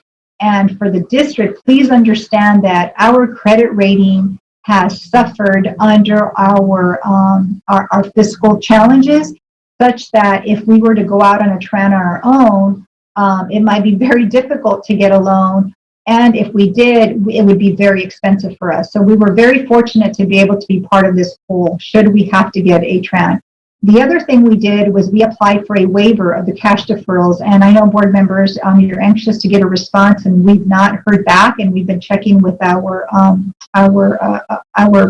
advisors, such as school services, to see if there's any information on this. And to date, we've not heard anything on our waiver. So in the event that our waiver is approved, then we possibly would not need a TRAN, and so we could, save that that interest cost there. So the May 21 cash flow issue is going to be mitigated. That we have resources to be able to weather through that one. However, if we don't achieve a fiscal recovery plan and implement one by July 1, then we're going to be headed down that road of exhausting our resources to get to the point where eventually we do deplete our cash. Right now, based on first interim, that's looking like roughly around March 2022. But again, I got to emphasize that it's first interim. It doesn't take into consideration the governor's proposal, because we don't know if that's certain. And then we don't know how much of a surplus yet we will end this year with, which might, push this date to maybe another month or so, right? Because our cash flow needs are pretty large if you look at our cash flow reports. So more to come in this area, and we'll keep you posted here. And of course, SCOE's fiscal responsibilities will continue until our structural deficit is resolved. And with that, I believe, next slide, please. Just a report, just a reminder that, we always have to include with our financial reports a certification of whether or not we're able to meet our financial obligations for the current and 2 subsequent years. So far, we've been filing negative because we cannot satisfy this requirement, and we filed negative at first interim. And so your next financial report will be a second interim, which will be presented in March. And I believe that does conclude the presentation. And Superintendent, I will turn it over to you. Yeah, well, thank you. No, I will turn it back over to President Pritchett at this point for continued discussion on this item. Thank you so much. And thank you, Rose, for that presentation. I know that that wasn't an easy one. Do we have any public comment? We do. We have 4 live comments and 38 written comments on this item. Okay, so with that, individual comments shall be no more than 2 minutes for live comments, and then the total time for public comment on each agenda item shall be 15 minutes. So as we go through live comments, I'll be keeping track of the time, and then for the written comments, if we have additional time, I'll ask you to read a few of the written comments, and the remaining written comments were all sent out to board members for each of us to read. Member Morosky? Oh, thank you. I just I wanted to recognize that with this item, there are many different items kind of within it. And so people may be writing in on different topics, and wonder if we could That's a good point. Provide additional time, maybe no more than 15 minutes per kind of single topic. Mm-hmm. But there's like 20 different, I feel like we should hear the different comments. So I can break it down if you like. That would be fantastic if you could do that, Anne. We have, for just IB programs, we have 8. For Caleb Greenwood specifically, there is 4. For Kit Carson specifically, there is 10. For Leonardo da Vinci specifically, there's 10. For various extracurricular programs, there are 3. And for budget cuts in general, there are 3. Okay, so is it the board's desire to hear 15 minutes on each of those topics? Okay, all right, I got a thumbs up. Okay, go ahead with the live comments, Anne. Okay, our first live comment is from Daryl Darby. Mr. Darby, are you there?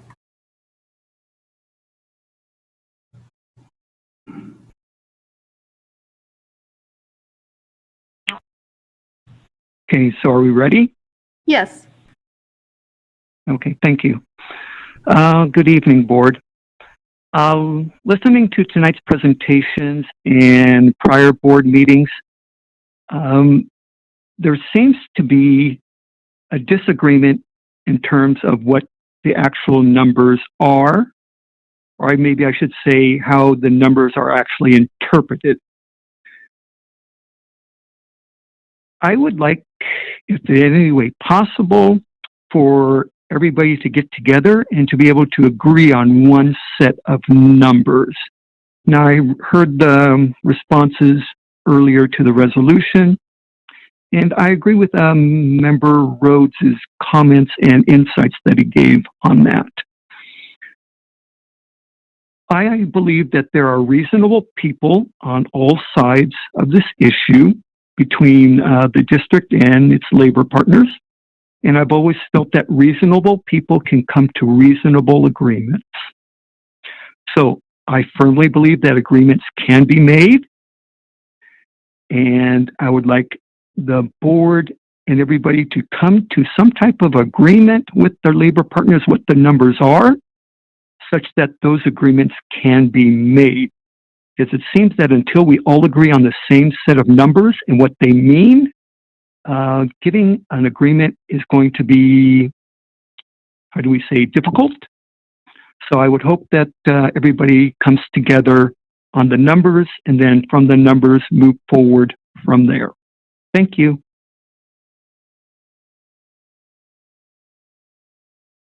Thank you, Mr. Darby.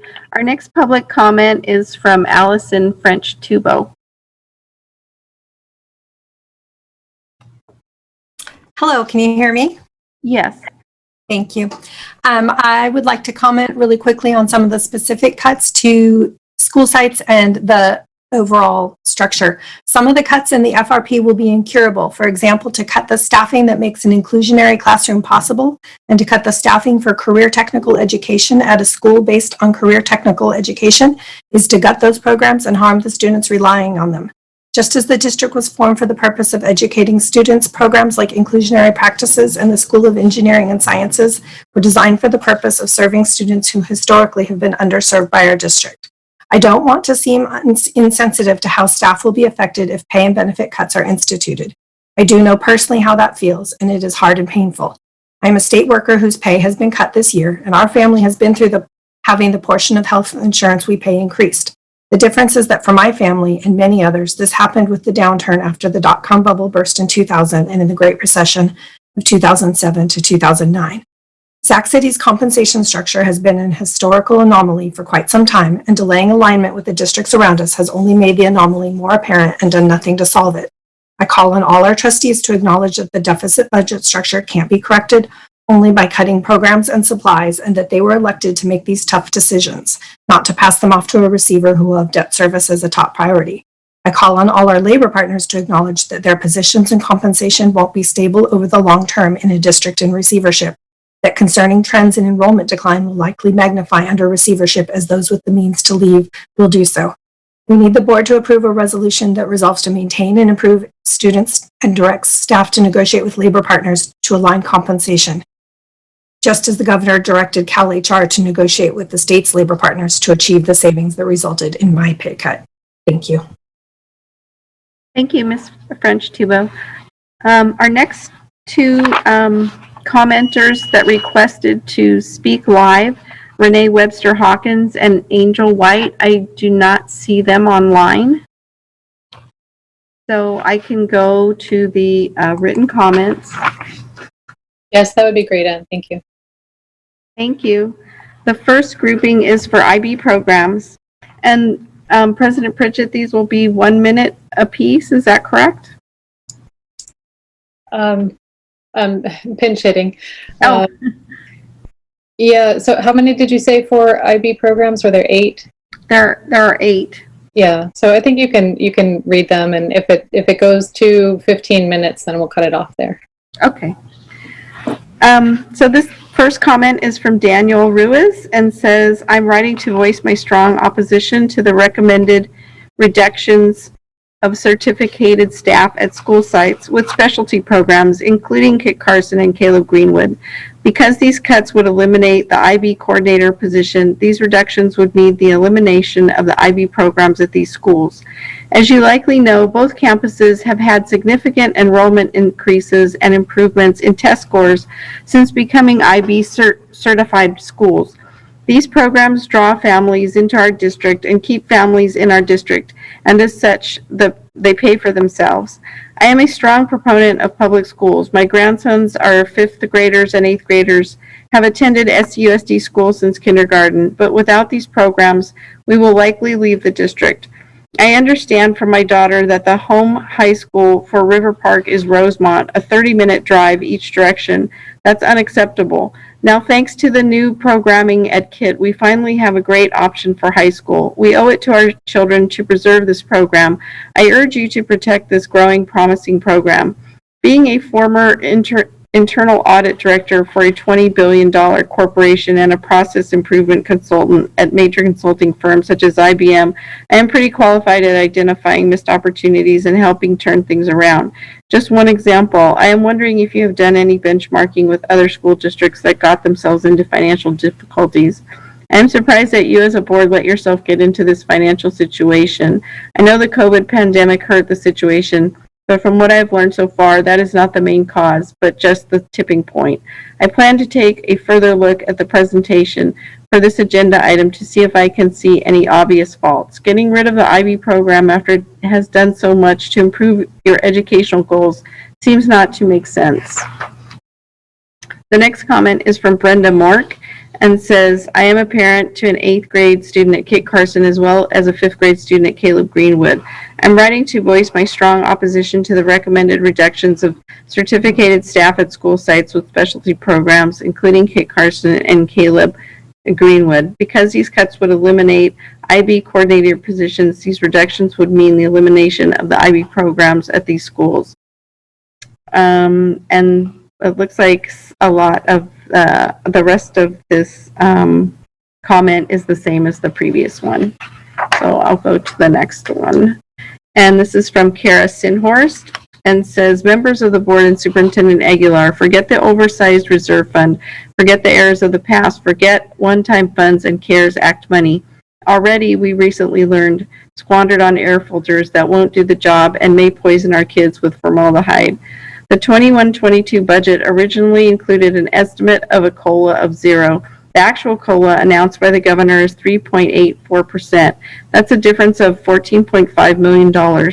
How many times are we going to get more money and still be told it's not enough and that we have to cut music, IB, preschool, social workers, counselors? Truly, who thinks it's a good idea to cut these things? The money is literally sitting right there to pay for these programs and people. I understand all your, quote, one-time, quote, unrestricted, unquote, jargon, but here's what's happening. Enough money exists to continue to serve the students of this district, and you just don't want to. You want to do what you've done for years, convince the community that the teachers are greedy, threaten the programs that serve our children, and lay people off, then act totally surprised when you have the money to fill those positions a few months later, and instead can't hire anyone, and the kids have to have rotating long-term subs for months. You've asked us to think of our household budgets. Fine, I am. If my kids are hungry today, but I'm worried that 2 years down the line, I won't have the money for milk, I don't let them starve today. I give them what they need and try to solve the problems in the long run. That's what you should do too. Stop threatening the community. You're like an old-time movie villain. Quote, give back the health care or the IB program gets it, unquote. You would take away Luther Burbank students' IB exam registration fees because maybe someday in the future you'd have to take a loan if you can't sort out a couple million in savings over the next year or so. You'd compromise their futures and their college credits. Students who are largely first-generation college students eligible for free lunch. And for what? For a bargaining chip. Serve the students. Serve the community. Stop playing games. The next comment is from Stacy Sayer and says, hello to the new board. I am writing to voice my strong opposition to the recommended rejections of certificated staff at school sites with specialty programs, including Kit Carson and Caleb Greenwood. Because these cuts would eliminate the IB coordinator position, these would mean the elimination of the IB programs at these schools. As you likely know, both campuses have had significant enrollment increases and improvements in test scores since becoming IB certified schools. These programs draw families to our district and keep families in our district. In response, they pay for themselves.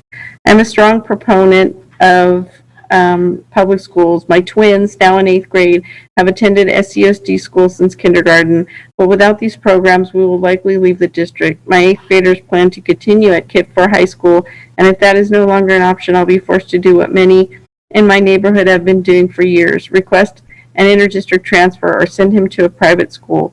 The communities of River Park and East Sacramento have had terrible high school choices for years. For example, the home high school for River Park is Rosemont, a 30-minute drive each direction. That's unacceptable. Now, thanks to the new programming kit, we finally have a great option for high school. We owe it to our children to preserve this program. I urge you to protect this growing, promising program. The next comment is from Kevin Borelli and says, I am writing to voice my concern and strong opposition to the recommended cuts of the IB coordinator position for Caleb Greenwood and Kit Carson schools. And this is shorter, but it has a lot of the elements of the previous comment. Because these programs are so important to not only our students, but the families. Families have voiced the desire of specialty programs and programs that advance and challenge their children. IB does that. These programs keep people in our district. We have lost families to other districts' charters as they search for the right program and fit for their child. Help us to prevent more families from leaving. The IB program has revived Kit Carson. It has brought a high school into the community. I personally know families that consider different programs for their child, but stayed in our district because of IB and the option of a small high school. These schools had to work hard for their accreditation and have done an amazing job. Not many districts can boast of a K-12 IB program. Please rethink your decision to eliminate the IB coordinator position. The program and our district depend on it. And the next comment is from Amy Woodhull and says, as a parent and community member, I strongly urge the board to retain the IB programs and services. This program is an excellent opportunity for your children and without the program, many families will move their children outside of the district. It's my hope the suggested removal of the IB coordinator was done without knowledge the profound impact it would have on the program. I am confident the board will find other avenues to cut costs while maintaining necessary programs for our youth. Both of my boys are thriving in the IB program. With today's climate, the IB learning module has an even bigger impact on youth education with a whole world attitude. Please vote against the removal of this program. And the next comment is says the same as a previous comment, and it's from Kristen Tudor. But it has the same, it's the same message. And the next comment is from Ingrid Foster and says these proposed cuts to arts, the GATE program, language programs, and specifically the IB program are absolutely horrifying as a parent, a community member, former SAC Metro Arts Commission board member for arts education fundraising, and frankly as a local business person. We are sacrificing our children's education in all areas that are proven to help them excel in both math and language to fund bloated expenses for our district at every level. These type of short-sighted ideas will not only hurt our kids, but will quickly, in combination with COVID shutdowns, take families out of our district and into the private schools in our area that will provide a full education. The loss of students will only further drive the district into financial ruin, losing the very federal revenue it depends on to function. Why not think this problem out further and look to the models that provide both increasing revenue and an outstanding education for children, namely the IB program. Cutting the funds for the IB coordinator position and eliminating the IB program from the district is so poorly considered. The Caleb Greenwood program has grown in academic performance and revenue through increased enrollment to be an outstanding model for the entire district to consider. Children are learning better. Wait lists are in place for every grade. Community home values are increased, and it seems to this IB parent who open enrolled to join this outstanding program to be the proverbial quote win-win. Cutting deep into the IB, GATE, and arts programs will only send more people out of the district and further plummet the education of Sac City kids. These items are always the low-hanging fruit in budget crisis and always the worst and most damaging places to take away funding. Please do not make this grave error and instead look to other methods of cost savings from staff reduction, potential pay cuts, benefit restructuring, etc. A full plan needs consideration here before knee-jerk cuts that have lasting effects on our kids, our district, and our entire community are chosen. Thank you.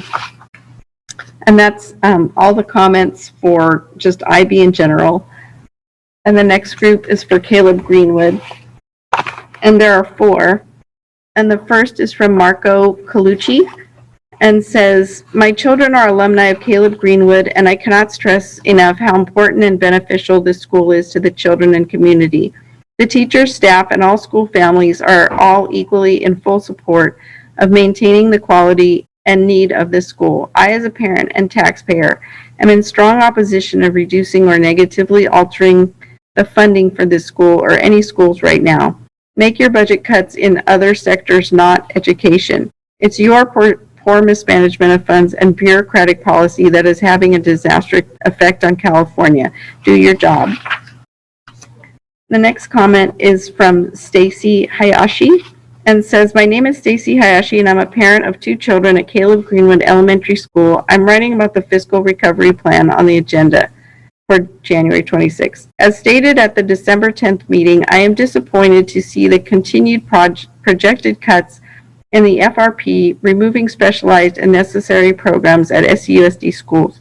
Programs like IB and Waldorf draw students in from across and outside the district. Specifically related to the IB program, Caleb Greenwood generates enough revenue in a single year to pay for their full program expenses and generate additional revenue for the district. We had hoped to continue our children's IB learning at Kit Carson. However, should the program be canceled, we would most likely look outside of SUSD for middle and high school. The IB coordinator positions at these schools are vital and are required to maintain IB status. I understand the importance and need for fiscal responsibility. However, I'm concerned about the impact the FRP has on the district's most vulnerable students, poverty-impacted students, and schools. There are ways to reduce the budget without the students having to bear the brunt of the impact.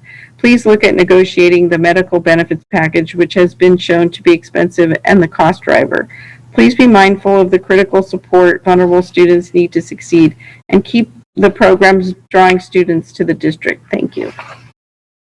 The next comment is from Crystal Richardson and says, as parents of 2 Caleb Greenwood Elementary students and residents of River Park, it has been brought to our attention that Caleb Greenwood Elementary is at risk of losing its status as an international baccalaureate school should the school board approve the fiscal recovery plan as it is and cut a single position at our school, required IB coordinator. Caleb Greenwood Elementary School provides an important top-notch education curriculum to our students due in part to the IB program at the school. Research shows that students in the IB primary years program and middle years program perform better than non-IB students in Global International Schools Assessment Study that ran from 2009 to 2011. As a former school site council member, it has been heartwarming to watch our school's test scores improve and enrollment grow year over year. The IB program has driven growth in school enrollment from 401 students 2013-14 to 559 students 2019-20. Enrollment growth has provided an annual revenue increase of nearly $1.2 million each year, more than paying for our IB coordinator position, $110,000 annually. I understand the tough position you are in and the dire situation the current Sacramento City Unified School District budget is in. However, I respectfully want you to know that community members and parents like me do not support the decision to cut staffing for specialty programs that require minimal additional staff for certification. It will have compounding negative impacts on the school, students, and staff, and the community as a whole. Many parents like us will have to decide whether or not to keep our kids in the school district, and enrollment will plummet. I'm asking you to remove this portion of the FRP. Please allow Caleb Greenwood Elementary and other specialty programs to keep our IB coordinator and status as an IB school. And the next comment is from Josh Clark and says, I'm a parent of a student at Caleb Greenwood Elementary and hope to enroll my second child in kindergarten at Caleb in the fall. I write to oppose the fiscal recovery plan and to call on the district to pursue negotiated savings to address its structural deficit. My children and their classmates would be negatively impacted by the FRP, as it would eliminate the International Baccalaureate IB coordinator position and with it the IB program at Caleb Greenwood. It is no exaggeration to say that we chose to enroll our kids at Caleb Greenwood because of the IB program. I know from having spoken with other parents that we're not alone on this. I'd say that our decision to enroll at Caleb due to the IB program is closer to the rule than the exception. There is evidence, in fact, that it would be financially counterproductive to cut the IB program at Caleb Greenwood. The increased enrollment pattern at the school tells us that the IB program has not only paid for itself, but subsidizes other schools in the district. That is, Caleb Greenwood is a revenue-generating school for the district because of its IB program. The IB program at Caleb Greenwood is self-sustaining. Cutting it would be self-defeating. That's the narrow self-interest pitch, my self-interest pitch, and that of the district. On a broader level, I see the fiscal recovery plan as deeply inequitable and the wrong place to start. I understand there is a structural deficit in the district and that a state takeover would be worse than the FRP, but so-called non-negotiables cannot be all that is on the table. It may be negotiated savings that would not be enough to address the district's structural problems, but they are absolutely the right place to start from a mission SUSD standpoint and from an equity and social justice standpoint. Services to students across the district, likely above all at schools where parents are working multiple jobs and do not have the time to write letters like this one, have already been stripped of nearly every non-essential. It is undoubtedly easier to cut non-negotiables, but it is worse for the future of the district and the city of Sacramento. The city needs a public conversation and debate out in the open and no matter how heated about how to fix the structural deficit. That will be created by forcing negotiation partners to the table and bringing to public light the full range of potential cost reductions. Whether those reside in changes to healthcare plans or to the pay grades for the district's highest administrators is a conversation that we need to be having in public view. And that's the final comment on that portion. And the next group is from Kit Carson, and there are 10. And the first comment is from Sloanne Richardson. And she says, she wants to make a comment. I'm an 11th grade student at Kit Carson in the IB program.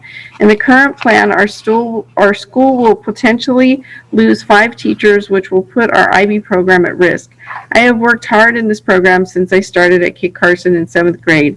If we lose our program, I will have to put my hard work and not be able to reap the benefits. I will have nothing to show for the time and effort I have put in the last 4.5 years. I urge the district to rethink its plan that will negatively affect the students and teachers within this district. I am honestly furious that it even came to this position in the first place. The adults that control our district need to be much more worried about the consequences of their actions. Their concern should not only be shown when students speak up. If the district had a better relationship with the teachers union, this would be in the hands of adults, but instead it is up to the teenagers that go to the schools in this district. I am disappointed in the leadership in charge of my education because my learning has become up for discussion when it shouldn't be. Children/teenagers should not have to worry about how their education will be affected, not only on a day-to-day basis, but also in the big picture. Thank you for your time. And the next comment is from Vice President Morawski. Did you want me to put a two-minute timing on these? Some of them are rather long. I'll defer to President Pritchett. She's back. Thank Yes. 2-minute timing on each.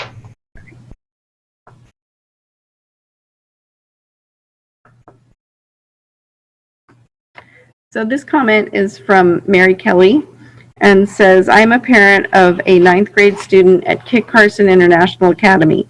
I am writing to express my strong opposition to the recommended reductions of certificated staff at school sites with specialty programs, including Kit Carson.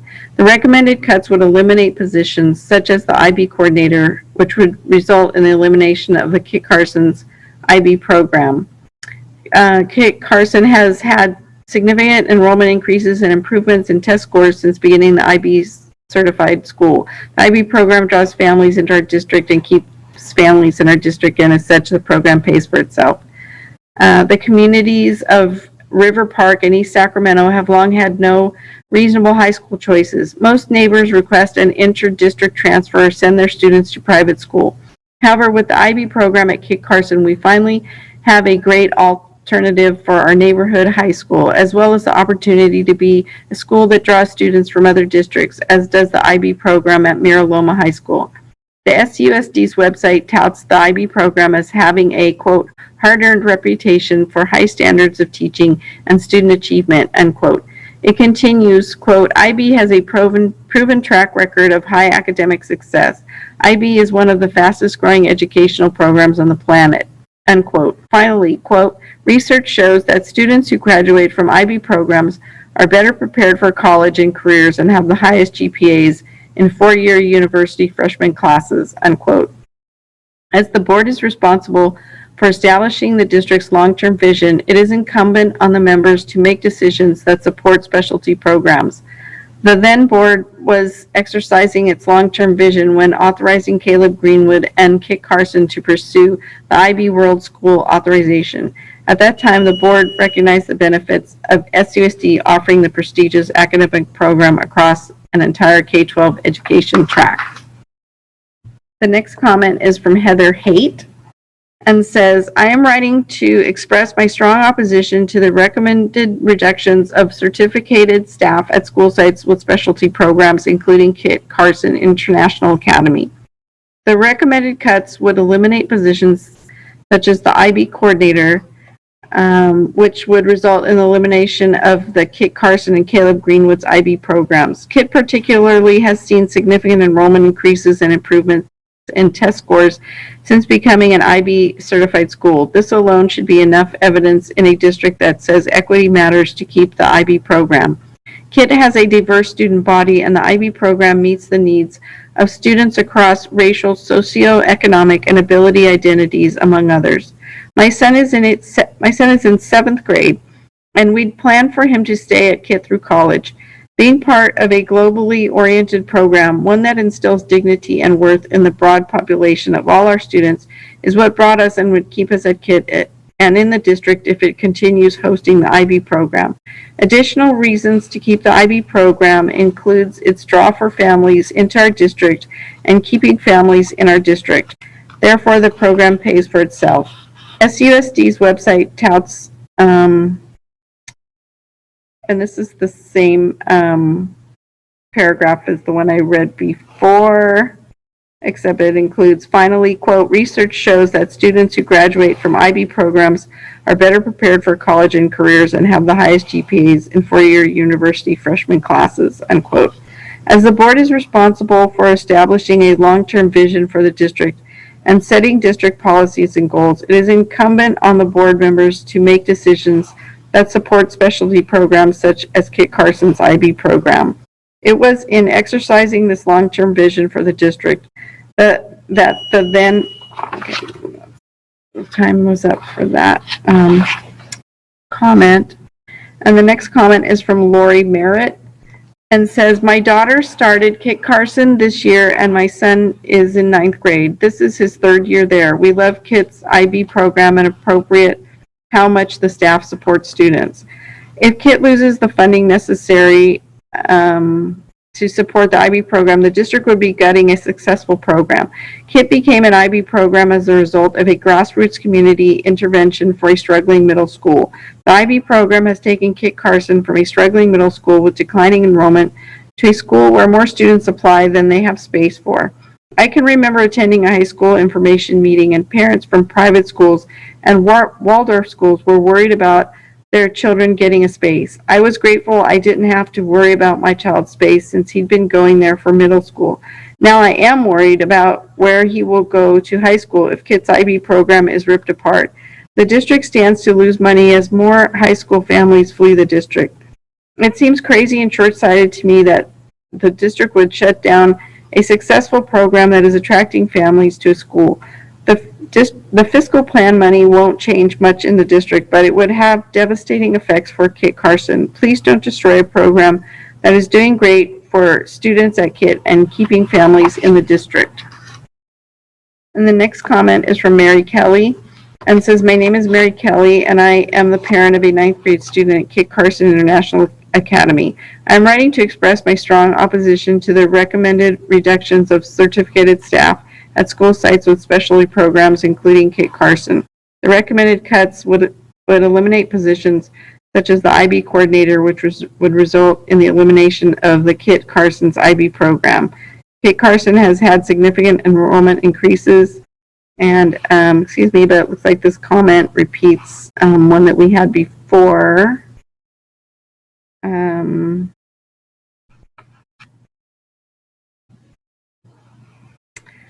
Except here at the end it says the schools undertook years-long processes of training teachers, raising curriculum to meet IB standards, as well as the construction process to convert the middle school into an IB high school. In 2016, Kit Carson became the first SUSD school to offer the IB for middle school years, thereby realizing that board's vision to offer the IB program for grades K through 12. I urge you to acknowledge the long-term vision that brought the IB programs to Kit Carson and Caleb Greenwood, and to consider the hours, effort, and costs incurred by the district to be able to offer this prestigious program. I urge you to protect this growing program, and by doing so, further what is set out in the 2016 to 21 strategic plan to, quote, focus on proven strategies that directly impact our students' ability to access high-quality instruction and receive the appropriate supports to help them become college and career ready. Unquote. I urge you to preserve the funding that will allow IB programs at Kit Carson and Caleb Greenwood to continue to grow and succeed. Elimination of these specialty programs will do more harm than good for our struggling district. It is not the time to make cuts that will eliminate these programs. Rather, it is the time to support the programs in achieving the mission of the strategic plan. Ms. Moretti, is that 15 minutes on that one item? I think, Vice President Morosky, were you clocking the sections? I did have 15 minutes, but I'm On not. this one, we're not sure. Yeah. Well, let me see how many I have left. How many do you have left? I have 5 left, so I would say I've been reading for 10 minutes. Okay, then we will allocate 5 more minutes. Okay. So the next comment is from Michael Richardson and says, it is absolutely absurd to consider reducing staff at Kit Carson, especially given the possibility of losing IB status. We were very specifically sold on Kit Carson as an IB school and the benefits of such an education. My daughter is currently in the 11th grade, and we fully expect her to be able to get an IB diploma. We were told that such a diploma would likely make it easier to get accepted at colleges, and that in some cases my child would be given college credit, thus saving potentially thousands of dollars. To strip that away at this point because this district has been unable to get its affairs in order financially is patently unfair. At a minimum, I fully expect the district to maintain the program so that every current student at Kit Carson will receive an IB diploma. And the next comment is from Brittany Barham Guerrero and says, cutting successful student programs to meet budget needs is wrong. We must invest in our youth, not cut programs like the IB program at Kit Carson. It is successful and highly sought after, especially given what students are currently dealing with. This would be a slap in the face. And the next comment is from, I don't have a name. It says, hello, I'm a parent of a newcomer 9th grader to KCIA. I don't understand why you would like to cutting staff and the IB program to this school. It would be devastating to all the students that want to attend a very small high school after what they have gone through during this pandemic. KCIA has been a motivation school to my daughter. She's a good student with good grades due to KCIA and the motivation to stay. Where this school is not just a school, is family to all our kids who attend. You would be making a big mistake if you decide wrong. We are here for our kids. They are our future, and I feel our generation is turning our back on them. Please reconsider your thoughts and think about our kids, our future. That is why education is first. And the next comment is from Elizabeth Campbell and says, I'm writing to express my strong opposition to the recommended reductions of certificated staff at school sites with specialty programs, including Kit Carson. Because these cuts would eliminate the IB coordinator position at Kit Carson, this reduction would mean the elimination of the IB programs at the school and likely result in a total elimination of the high school program. The IB high school program has resulted in a significant enrollment increase and improvements in test scores since KCIA became IB certified. The program draws and keeps families in our district and thus effectively pays for itself. If the IB program at KCIA is eliminated, we will almost certainly remove our 8th grader from the district. We have already removed our 4th grader due to SCUSD's inability to meet his needs as a struggling reader. This district has long suffered from an inability to get beyond casting blame and move forward with vision and common sense. Please do the right thing, preserve these programs that serve mostly low-income students, and avoid short-sighted budget cuts that will result in long-term losses for students and the district as a whole. And the final comment is, excuse me, this is one that was already read, so it must be a duplicate. So that's the final comment on that Kit Carson section. And there are 10 comments on LDV. And the first is from Jennifer Wallace and says, I am a parent of students at LDV. My request is that the planned cuts are reevaluated. While I understand that painful cuts need to be made, LDV's middle school program should not be on the chopping block. Eliminating this amount of FTE would require the program to completely close, yet these students would still require the same number of teachers at other schools. It will not actually save any money for the district. The middle school at LDV pays for itself with incredibly low absentee rates compared to other schools. It is also so incredibly detrimental to our children to make them change schools just after coming out of this terrible pandemic. This is a program where teachers are going above and beyond and teaching electives that they aren't even required to teach. Elimination of the program will simply not save money and will cause extreme harm. I urge you to work with your fellow trustees to come alongside the district to find better ways to save money. This moment in time requires us to be creative and lead in ways that feel new and different. I urge you to use your leadership for good and to make sure that the students of SUSD are better protected from the financial crisis that faces us. And the next comment is from Devon Davis, the principal at LDB, and says, greetings and thank you for your commitment to serving the children in Sacramento City Unified School District. The district fiscal recovery plan includes a vote to go before the school board that includes closing our established and successful middle school program. I have the pressure, opportunity, and necessity to introduce myself to you and highlight this exceptional school. I urge you to support this wonderful school and not vote to close our successful middle school program or close our thriving band program. Leonardo da Vinci School K through 8 grade school was created by a dedicated group of parents and staff members who presented a dream to the SUSD school board in 1988.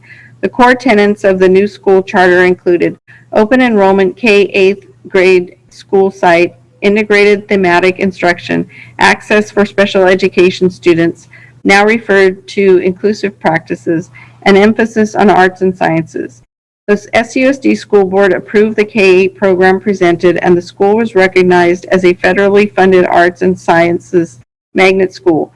This was before, quote, charter was a designation. 31 years later, LDB continues as an EK through 8 school. While we have no magnet funding, we continue to have HET curriculum and emphasis on arts and sciences, inclusive, inspired practices for students with special needs, parent leadership and parent volunteers, and a campus that has a waiting list at every grade level. We have a diverse student population. 37% of our students qualify to receive free and reduced lunch, and we continue to receive high academic accolades, CAASPP scores that exceed district and state averages. Leonardo da Vinci School has received the following awards: 2008 California Distinguished School, 2017 State Civic Award Honorable Mention, and 2019 celebrating 3 years, 2016 to 2019, of student academic growth.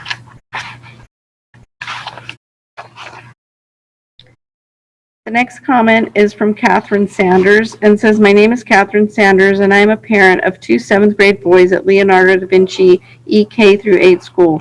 My son started at LDB in 4th grade after spending their K through 3 years in Montessori schools.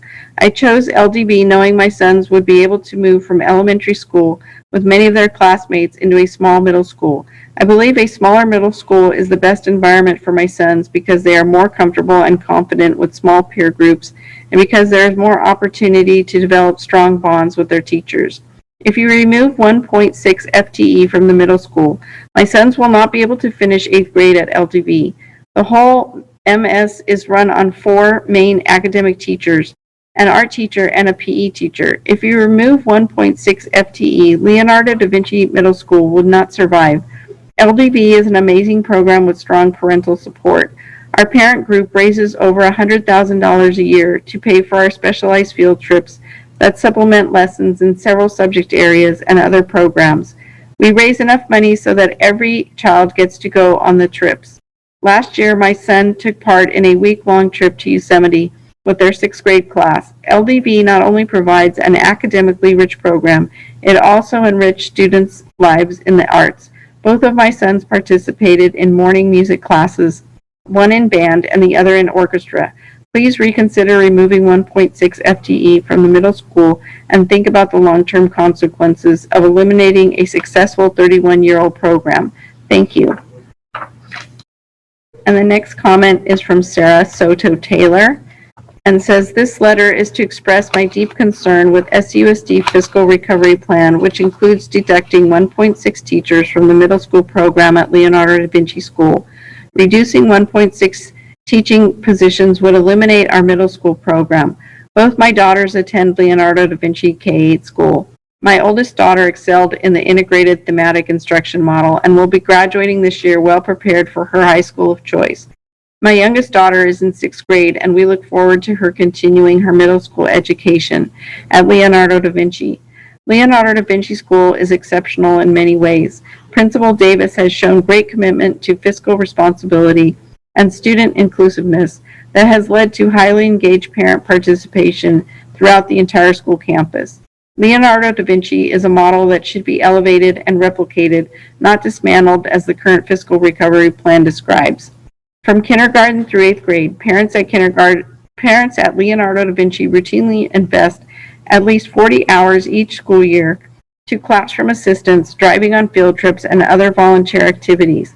I personally look back at the time I spent with my daughters at their school, with their peers, other parents, and teachers as some of the most rewarding times of my life. My daughters are competent students and have achieved academic success as a result of the foundation the primary and middle school have provided. Middle school at Leonardo da Vinci should not be eliminated. A more comprehensive review of the school would reveal that 7th and 8th grade students thrive in the small school setting. At high rates, parents choose to continue their child's middle school education at Leonardo da Vinci. In fact, there is a waiting list for entrance into the middle school. It does not make fiscal or programmatic sense to eliminate this exceptional program. It is my sincere hope that the board will take into consideration the value Leonardo da Vinci Middle School serves and does not consider any reductions to the program. And the next comment is from Dave O'Toole and says, I am submitting comment related to the proposal to cut 1.6 positions from LDV's middle school. Without question, because of the size of LDV's middle school, that reduction will put an end to LDV as a K-8. Eliminating K-8s is counter to recommended middle school education programming throughout the U.S. and would have serious repercussions for middle school enrollment and children forced to attend large middle schools. I urge you to remove this proposal immediately and adopt targeted cuts with full involvement and input from the Sacramento community. Thank you. And the next comment is from Rebecca Scoville and says, I understand that the budget deficit is a real and grave problem and that these next layer of cuts are going to be painful as the budget is already bare bones.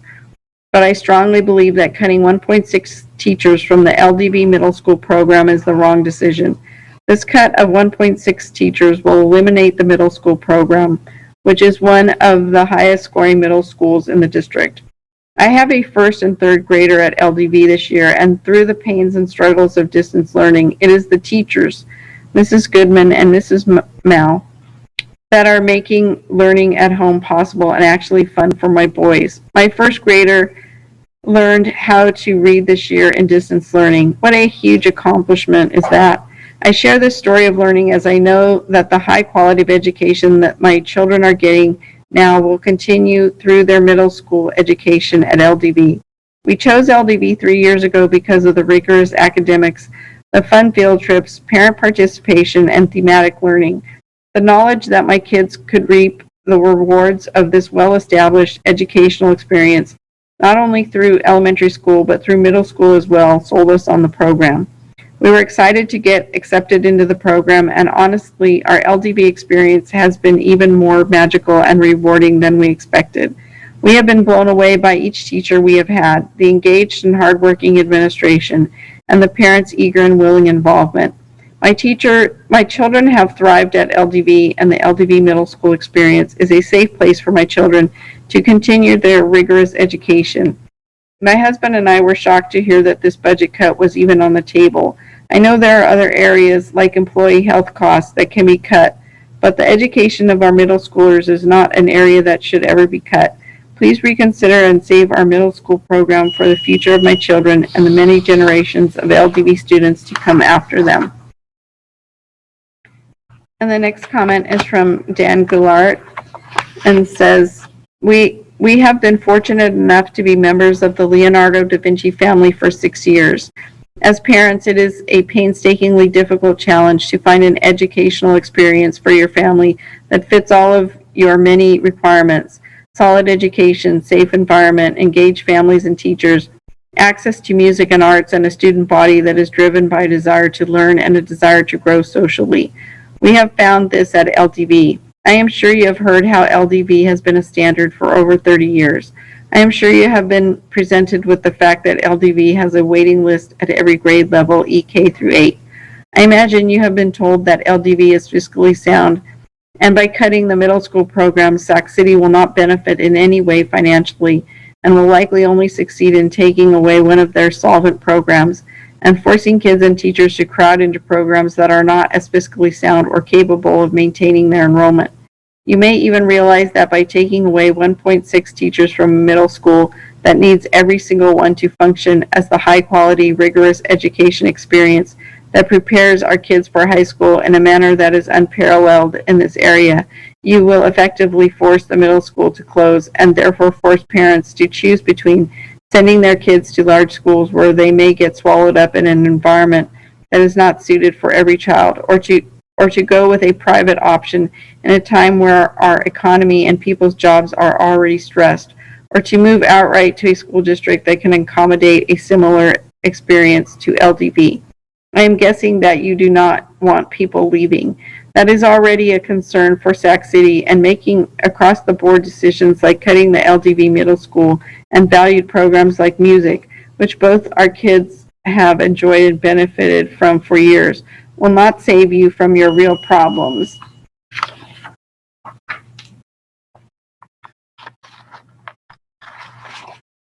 And the next comment is from Ryan Johnson and says, the fiscal recovery plan proposes cutting 1.6 teachers at Leonardo da Vinci Middle School. My daughters have both had an exceptional experience at LDV. Unfortunately, cutting these 1.6 teachers would result in the middle school having to close completely, losing a major part of the effectiveness of the K-8 program at LDV.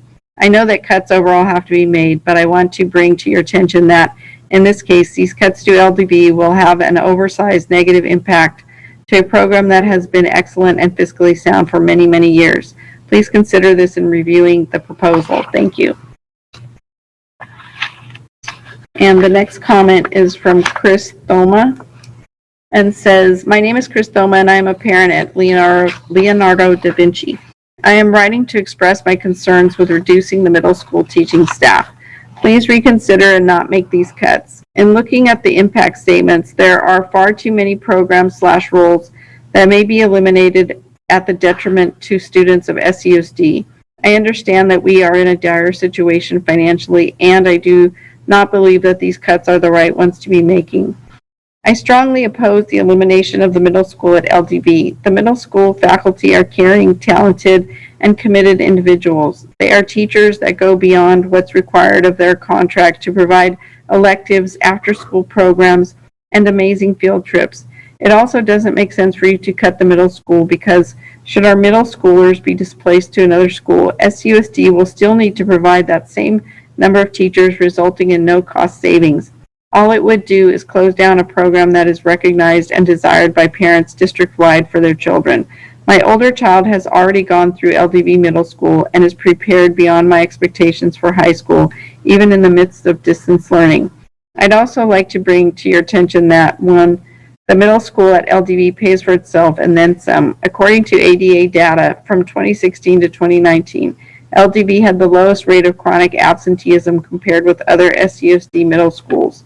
For example, in 2018-19, LDV's chronic absenteeism rate was 4.5%, while rates at two nearby middle schools were 17.15% at Cal and 16.1% at Sam Brannan.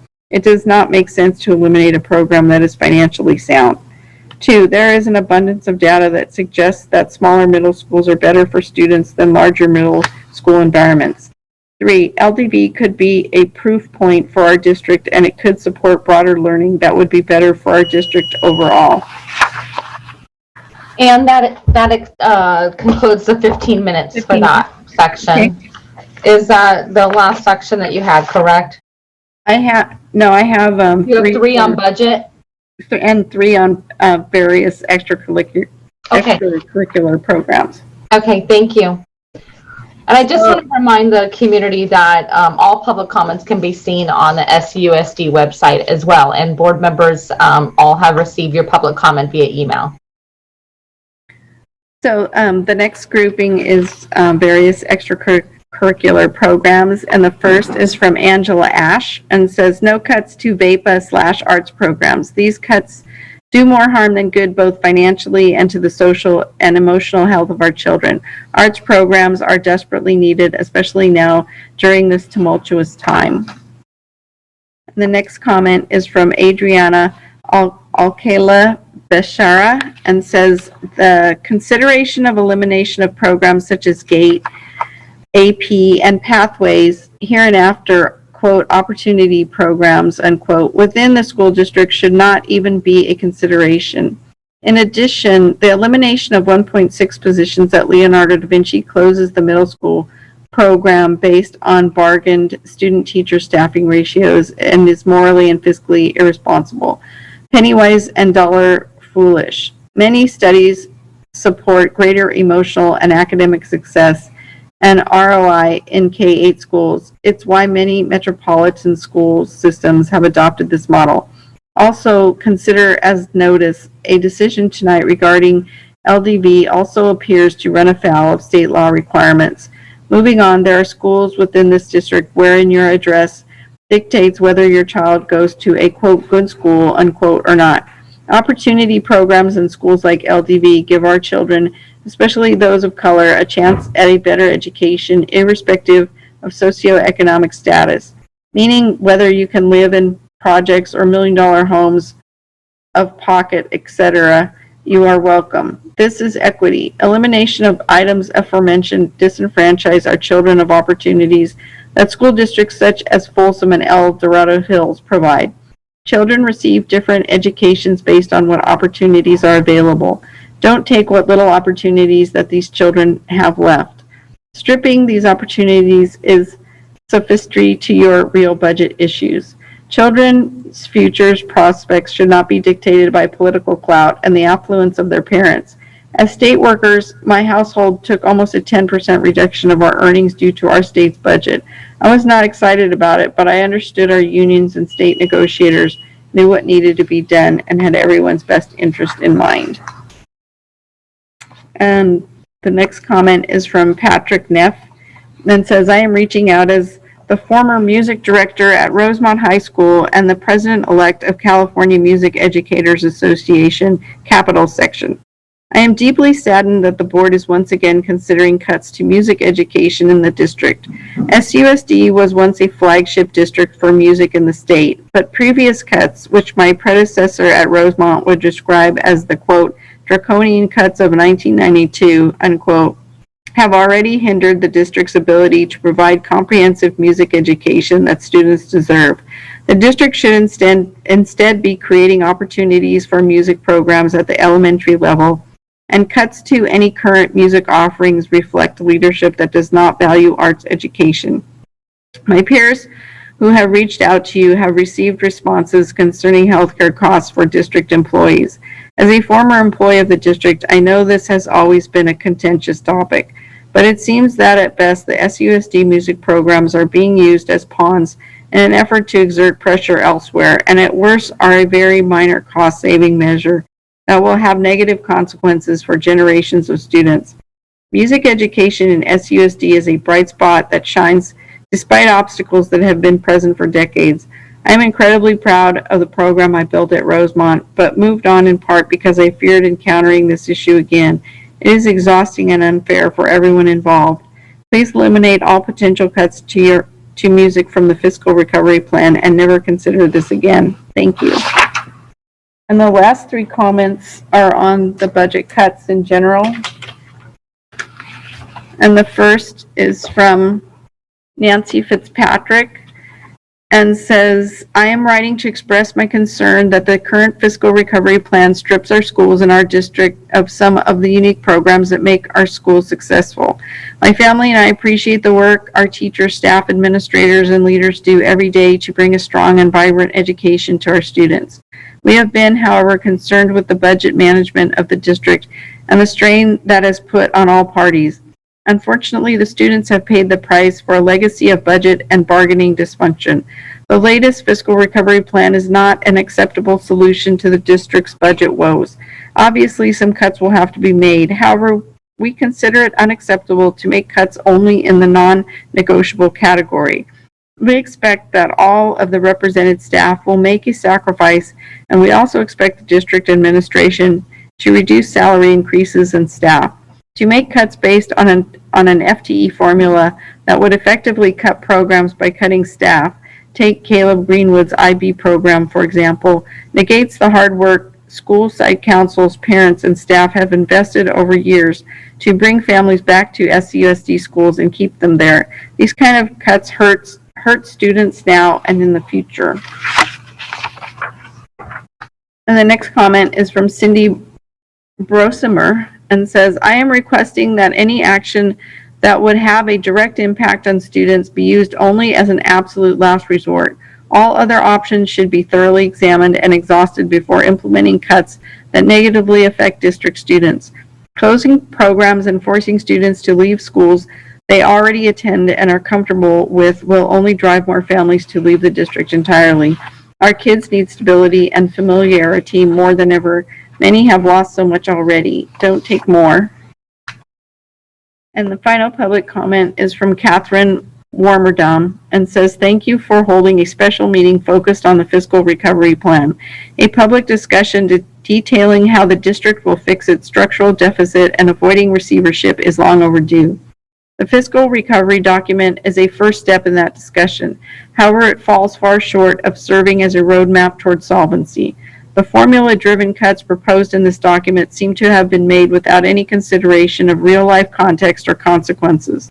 The proposal up for discussion tonight is a list of cuts, but it is not a plan. An actual plan looks at the big picture. An actual plan weighs the impacts on student outcomes. An actual plan treats schools and programs as part of an integrated system, not silos. Where are the creative ideas for integrating or consolidating programs?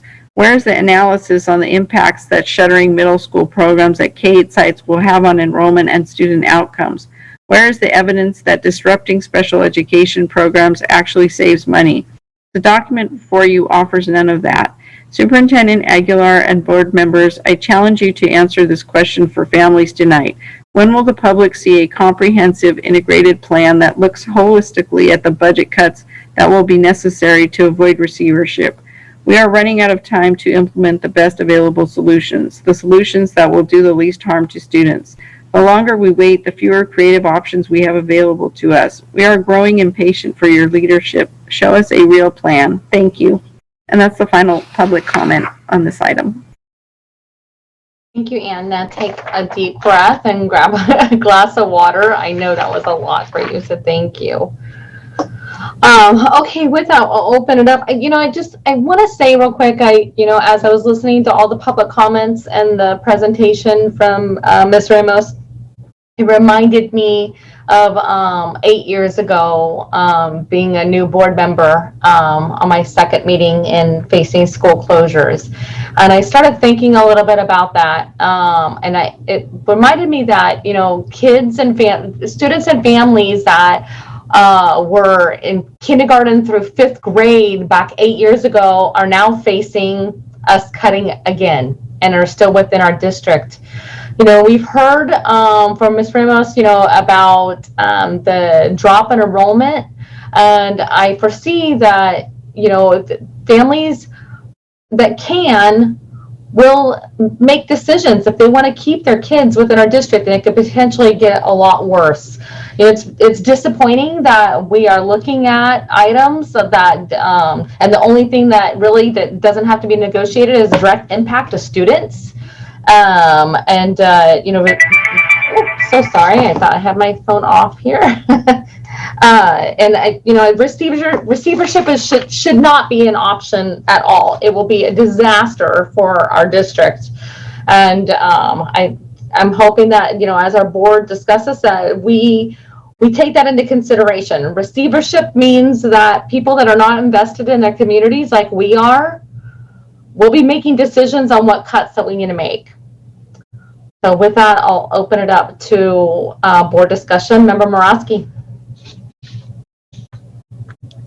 Thank you, President Pritchett, and wanted to first thank Rose for another very clear, very comprehensive presentation on our fiscal woes.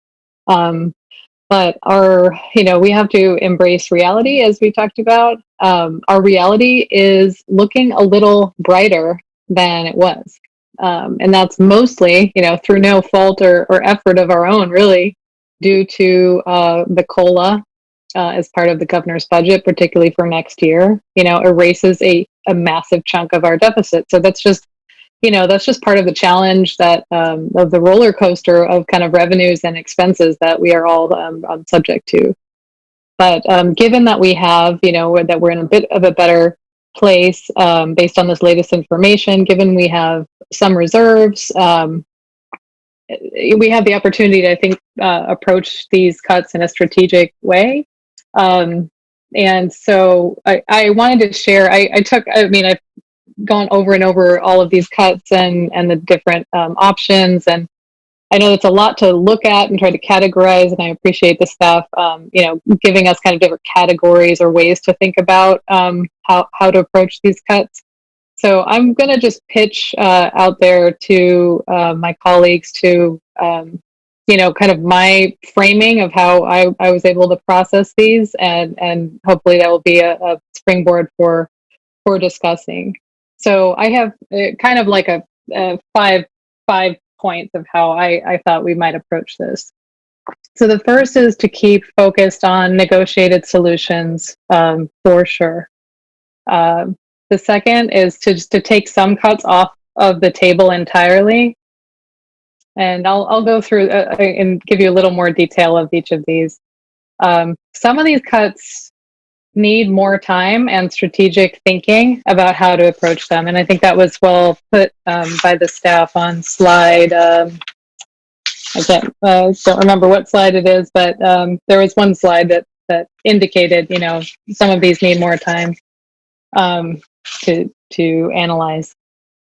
The third is that we should, embrace our reality, and we still do have a deficit, and move forward with the general fund cuts that we can, while at the same time maintaining direct services and programs that serve students with federal CARES funds to the extent we can.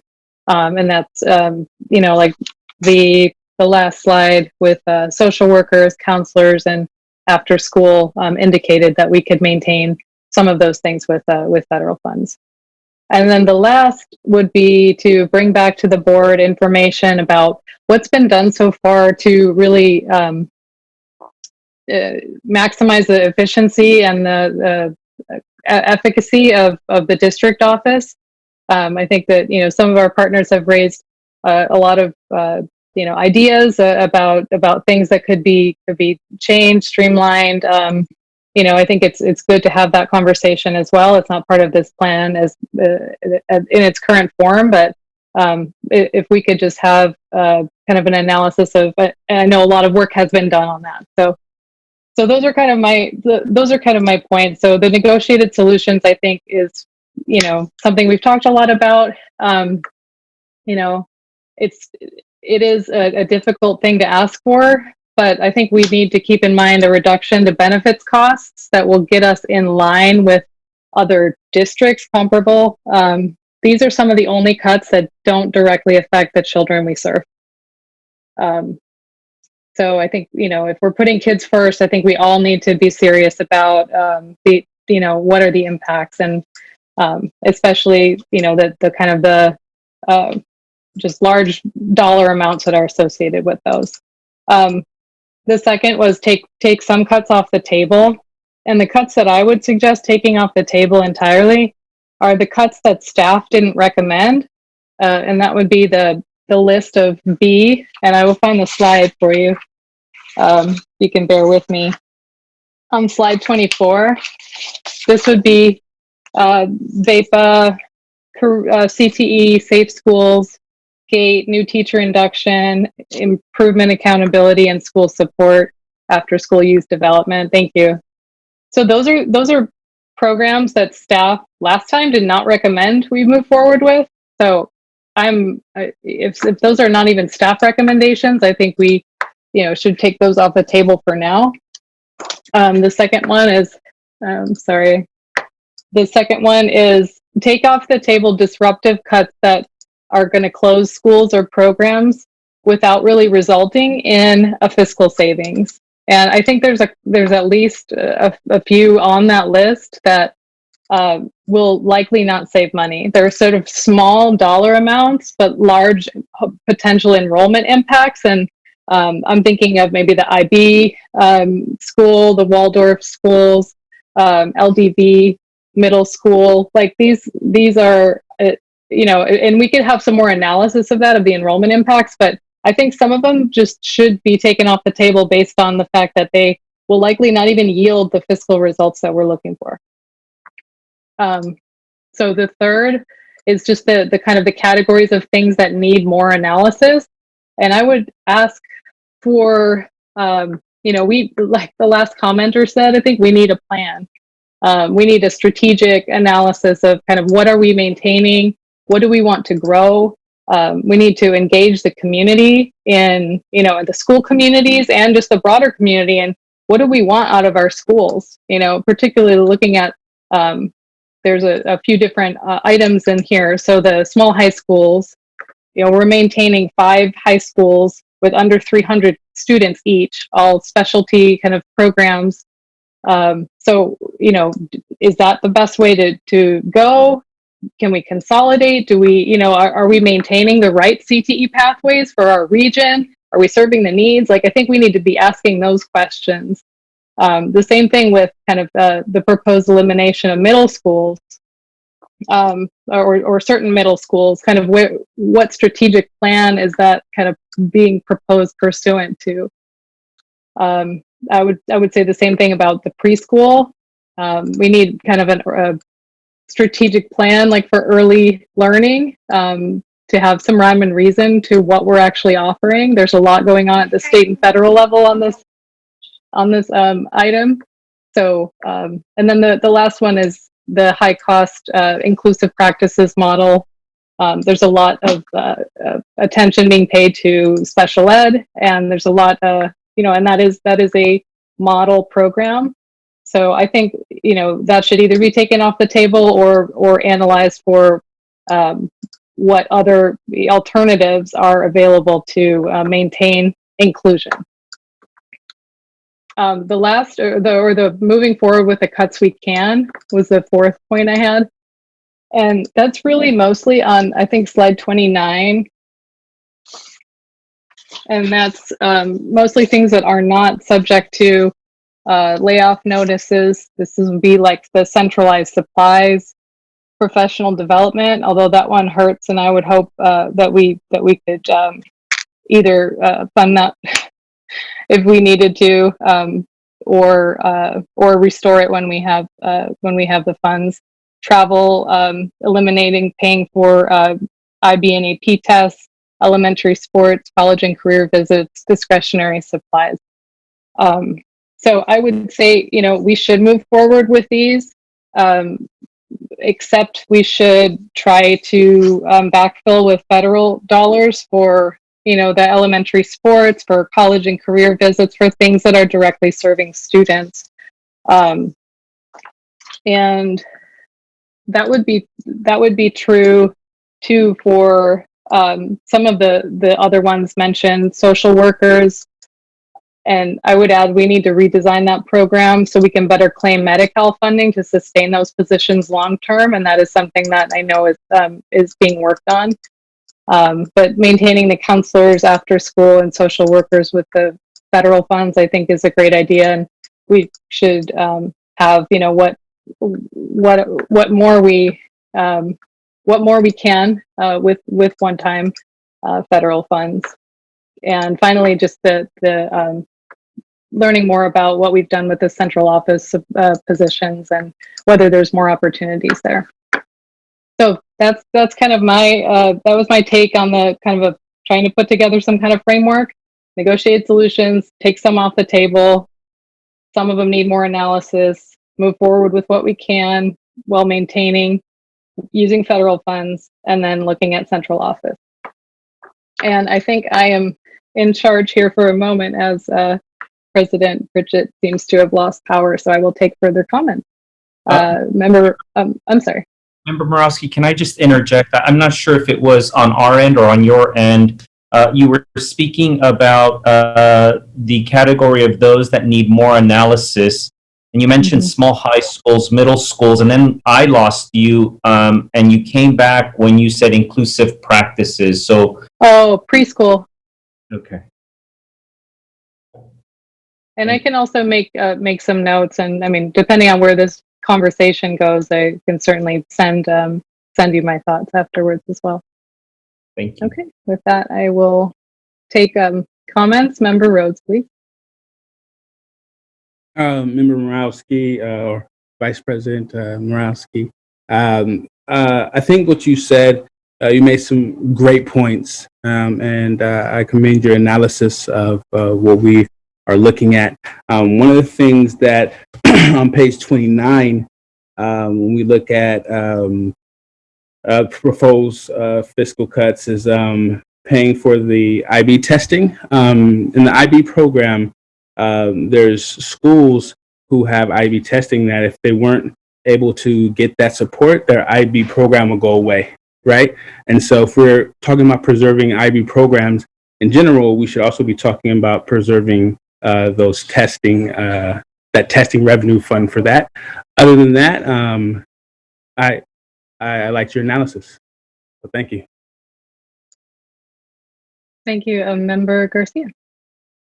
Thank you.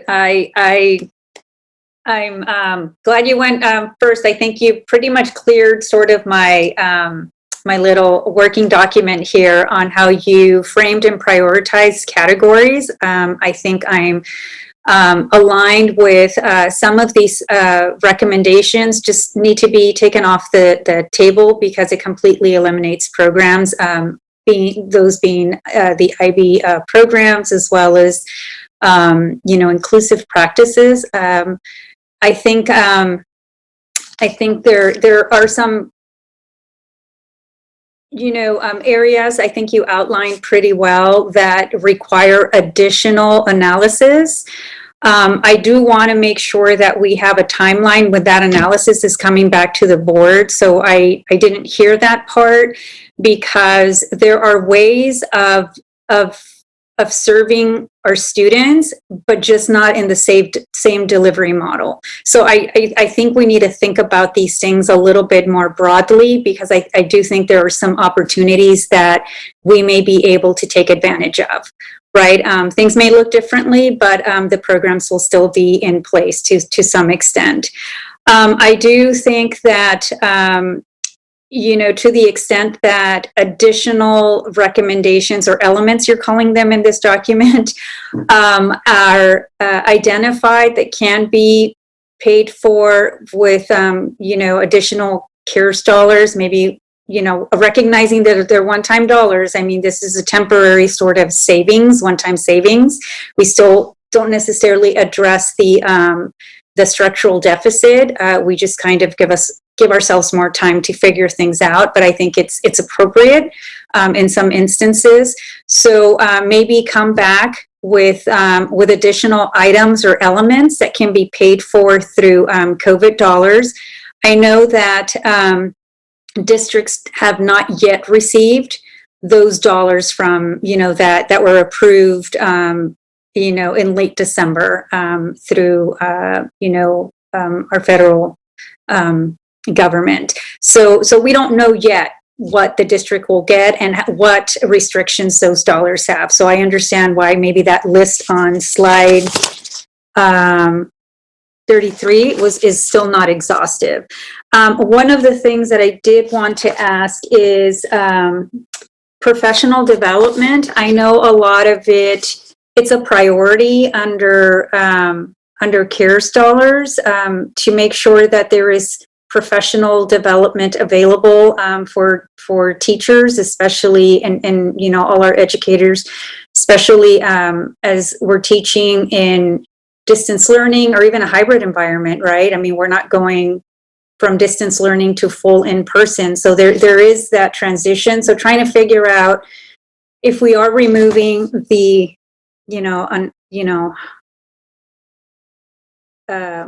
embarrassingly, the $108,000 in professional development that is currently identified in slide 29, how might we be able to increase those dollars? Actually, that's just the savings. It's not the total funding, right? For professional development, is that the entire amount that the district spends on professional development? No. Okay. So maybe increase that funding through using some of those other federal dollars. I also wanted to talk about, I think Board Member Morawski made the distinction between removing some recommendations completely, especially those that eliminate programs, but also coming back with other elements that need further study. And are we thinking about that information coming back to the board to be considered for this next fiscal year in 2021-22, or are we talking about the year after that, 22-23? Okay. Yes, Member Garcia, and I'll of course defer to Rose, but we're talking about a fiscal recovery plan that impacts the 21-22 fiscal year. And those elements that are not acted on would essentially then continue on for the 21-22 academic year. Those that the board deems as needing additional analysis or agreeing that it would require additional analysis. In my time here, we have not gone through any redesign, but I understand from staff that have been here for a number of years that that's what happened at New Tech, it's what happened at Caleb Greenwood, it's what happened at Kit Carson. Sometimes redesigns have worked better than other times, but certainly that we would come back and those changes, just given the way that the academic year works, would take effect in the 22-23 fiscal year, because we would basically build a budget for the 21-22 academic year based on the decisions you make currently. Okay, so it's impacts further down the road. So I also wanted to talk about preschool. This is an area that I have a great interest in. I think we do have an opportunity to move the district. This would be part of a larger plan for universal TK, so transitional kindergarten. So to the extent that we may be able to, for example, shift some of those 4-year-olds currently being served in preschool to a transitional kindergarten model, that the state is moving this direction. I think there's alignment between the governor's proposal as well as the legislative priorities. So there is going to be an opportunity of having that conversation in a more realistic way. So what does that mean? For example, if we are able to offer TK for all 4-year-olds, and then drawing down some of the state revenue for serving those 4-year-olds, what does that mean to the preschool budget, right? In terms of savings or being able to serve more 3-year-olds. So just trying to think through like just the bigger picture on how do we provide those early opportunities for our kids. And we all know what the research shows in terms of, early education, and also preschool and TK, what academic benefits they have for all our students, especially our students with the highest needs. So I do want to come back and ask one question. I may come back later depending on time. I'm still trying to figure out what is our target number. And I realize that we're talking about a fiscal recovery plan that primarily focuses on non-negotiated solutions. But I think it's important that we talk about how this is just one piece of a larger puzzle, right? Because we're then talking about negotiated solutions, right? Can we have a date certain that we're going to have a negotiated solution by June when we have to adopt a final budget, or when we have to come back in July to make revisions to our June budget based on state, action, based on maybe additional federal revenue coming in under the new administration. So I'm trying to figure out what is our targeted number, and then how do we back ourselves into that number based on all these other factors: state budget, federal revenue, state revenue, negotiated solutions by a date certain, and then we figure out what's left. Because I'm sure none of us want to make these cuts, right? They're all going to impact our students directly. So I think we need to figure out how do we prioritize getting at whatever our target number is. And then even within that, prioritize it according to Board Member Morawski's sort of, outline. Does that make sense? Because it's been challenging processing all of this information, and I have to commend staff for really preparing the PowerPoint in a much more digestible way. It still took me quite a bit of time just to try and process the slides, how things are interrelated, keeping in mind that we do have an obligation to meet some, deadlines coming up, March 15th, the 60-day notice. So really knowing that we have to vote on something in order to meet those deadlines, to give ourselves the breathing space to then come back and make changes to whatever we triggered because of the March 15th and the 60-day notice. So that is what happens in other districts, right? When you have to make these cuts, you have to identify them, you have to act on it, and then depending on what happens with the state budget, with the federal budget, with other additional revenue, negotiated solutions, and you come back and you revise that plan, and you start restoring or rescinding some of those cuts. A timeline would be helpful, Superintendent. I'm thinking of next steps. So next steps is for the board to take action on something, and again, to meet those deadlines that we have to meet per state law. Also an implementation plan based on whatever is approved. So how soon does an implementation plan come back to the board? And then how many times do we get to see that implementation plan as it unfolds, right? Based on all these other variables. And then also I'd like to see a list or how we're going to prioritize removing or restoring some of those cuts that will be identified for next week. So how do we start removing some of those elements or recommendations or actions from that list? So just trying to come full circle, because it is a process. It's part of the budget process, what we're doing. The stakes are higher for us. So these actions do need to happen. I don't know to what extent, but I think for our community to understand that even though they're to a greater extent than we want,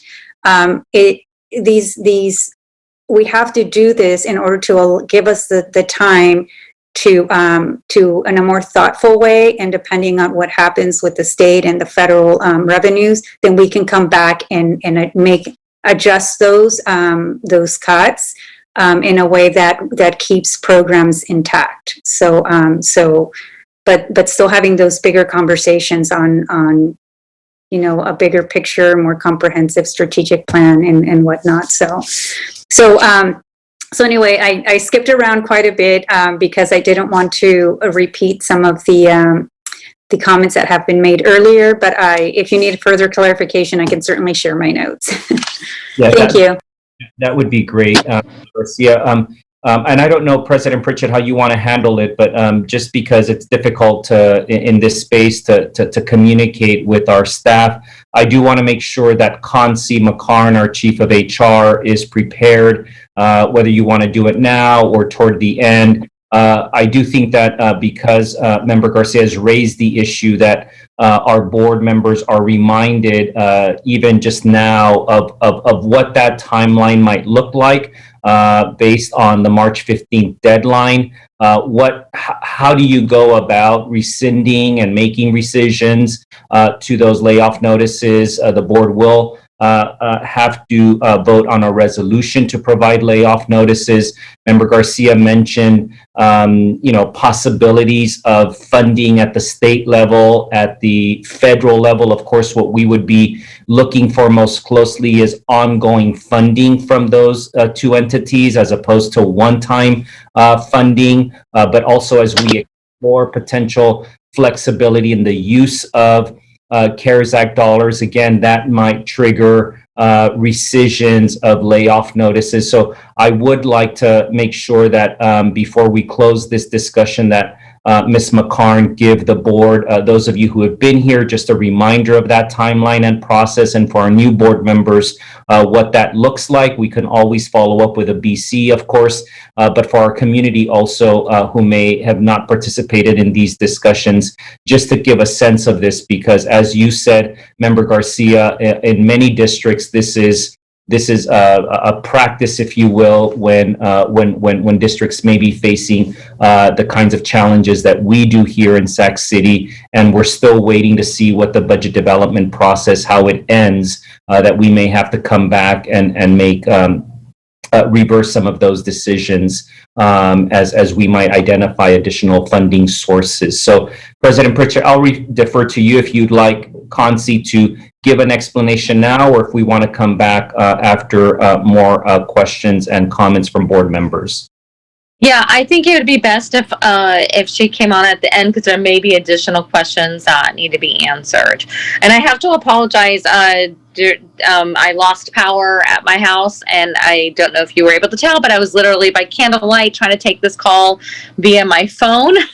So now my power is back on. I'm trying to log back in. So I cannot see other board members on my phone. So if you can, Vice President Morawski and Superintendent, if you can kind of help me out a little bit, that would be fantastic until I can get my computer back up and going. Okay, so were there any other board member comments or questions? And once again, if you raise your hand, we'll get you called. Recognize Member Villa. I want to thank Board Member Morawski and Garcia for starting that conversation, because a lot of the things that they have said are the things that I agree with. I do want to go to another topic similar to this, but we need to think about the long-term strategy and the way that we are looking at education in Sacramento. We need to systematically look at the way we're doing business. We're filling holes and not looking at a long-term strategy, and that is only going to continuously lead us in this catch-up mode that I feel like we've been in. But I agree that a lot of those items should be off the table, especially IB schools, GATE. We cannot have those kind of major impacts to our families and to the children in our community, especially folks we're going through a global pandemic. It's just, we cannot take away art, we cannot take away music. So I would like those items to be looked at. I do want to start that, and as Board Member Morawski noted, negotiated solutions need to be where our starting point is in this conversation. We need to look at the long-term goal of our district and how we can really work together to make those savings, that we're not going to be in this situation hopefully years down the road. It's just not, again, a long-term solution. This is not how a business should be run, and we need to be looking at it in some ways of that nature. I agree with everything, again, that Board Member Garcia noted. Once we have that target number and we can plug in the federal, state funds, I think that's going to put us in a little bit better situation. And then again, looking at those negotiated solutions, hopefully by May or June, we can have more of a dialed in budget and then make those changes that need to be at that point. I won't speak too long because I think they both said exactly a lot of the comments that I already had. But again, I want to make sure that we're not looking at this as a constant catch up. I want to look at a long-term strategy for our district. And again, I think the starting point for that is negotiated solutions. Anything that's not going to directly impact our kids who've already gone through enough.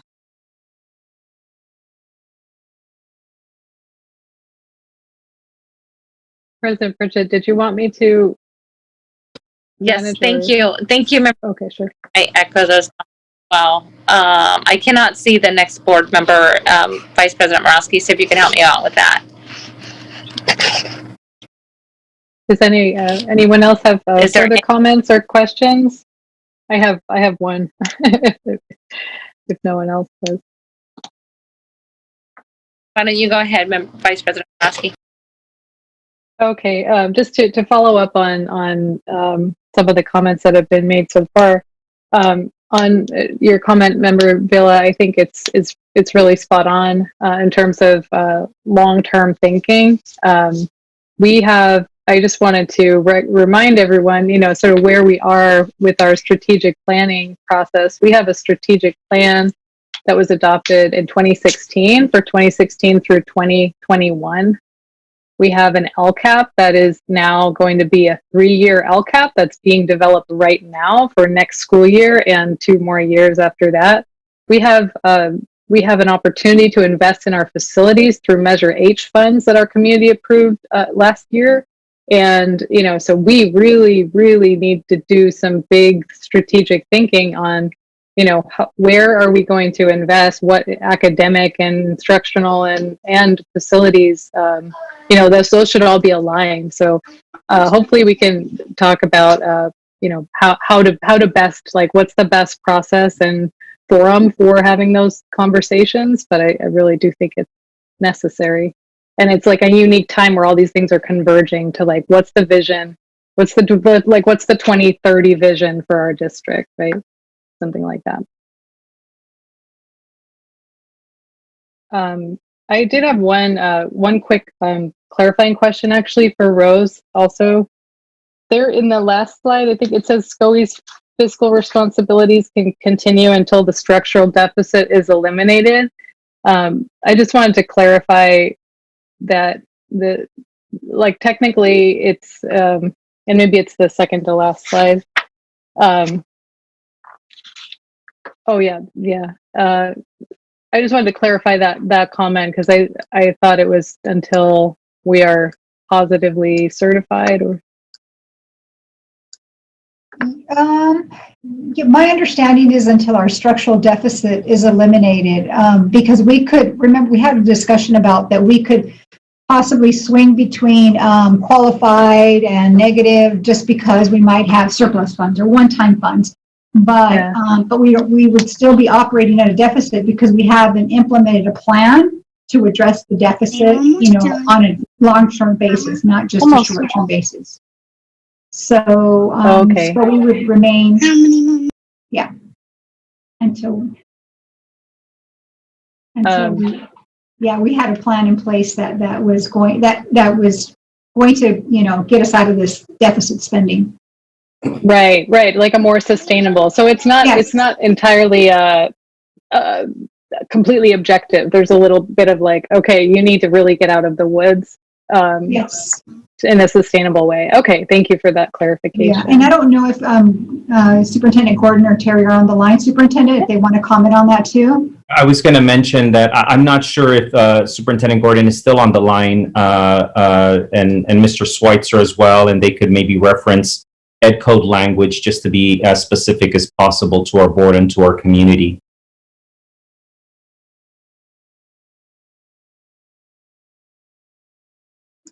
I didn't see them on the line earlier, but that's okay. I think I got enough information, and we can also follow up.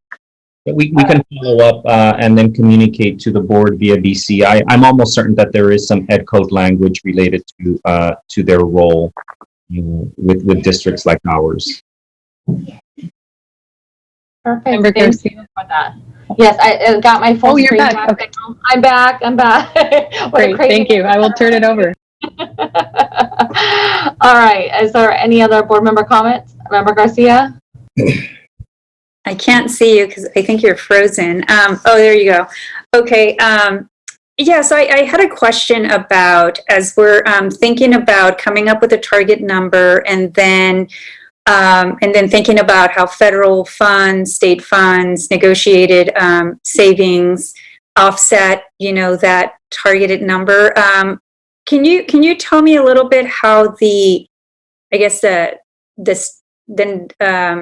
regular or the one-stop process works as also being part of offsetting that $30 million even before we start implementing any cuts that we may have to take action on for the next board meeting. So because it's part of that, right? I mean, this is natural, like attrition and I'm thinking of enrollment, right?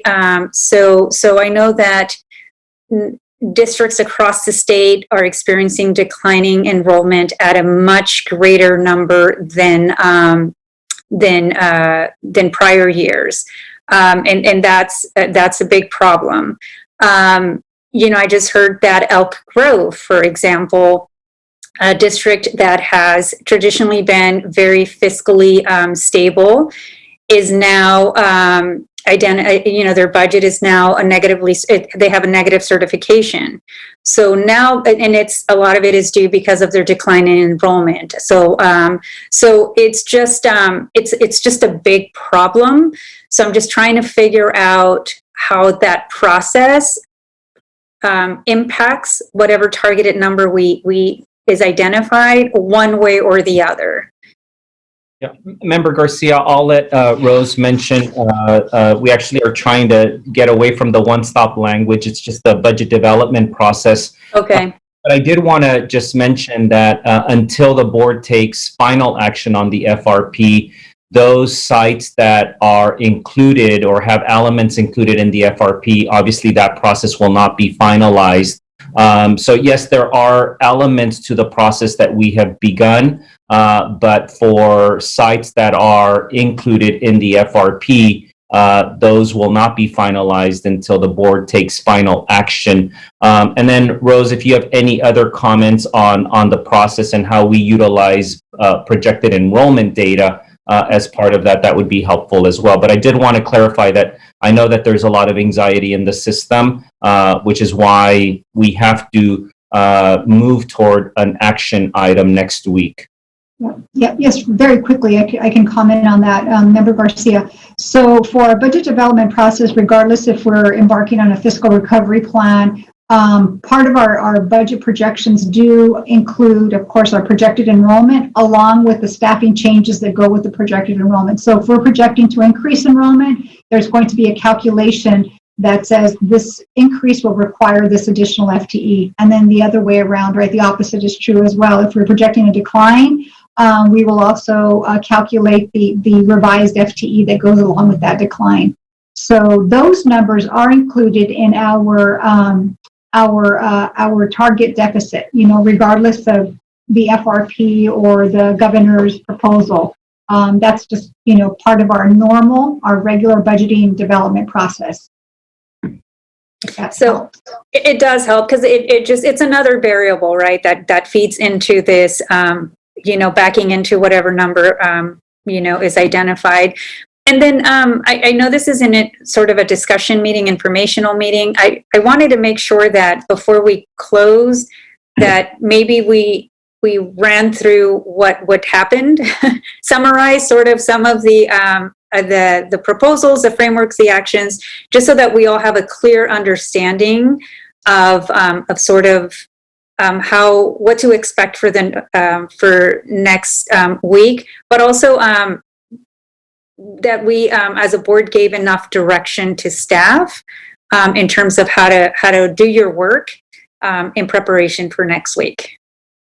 So whenever the discussion is about to end, if we can just revisit, do that summary, that recap. Okay. Superintendent, do you feel like that you have enough feedback from the board right now?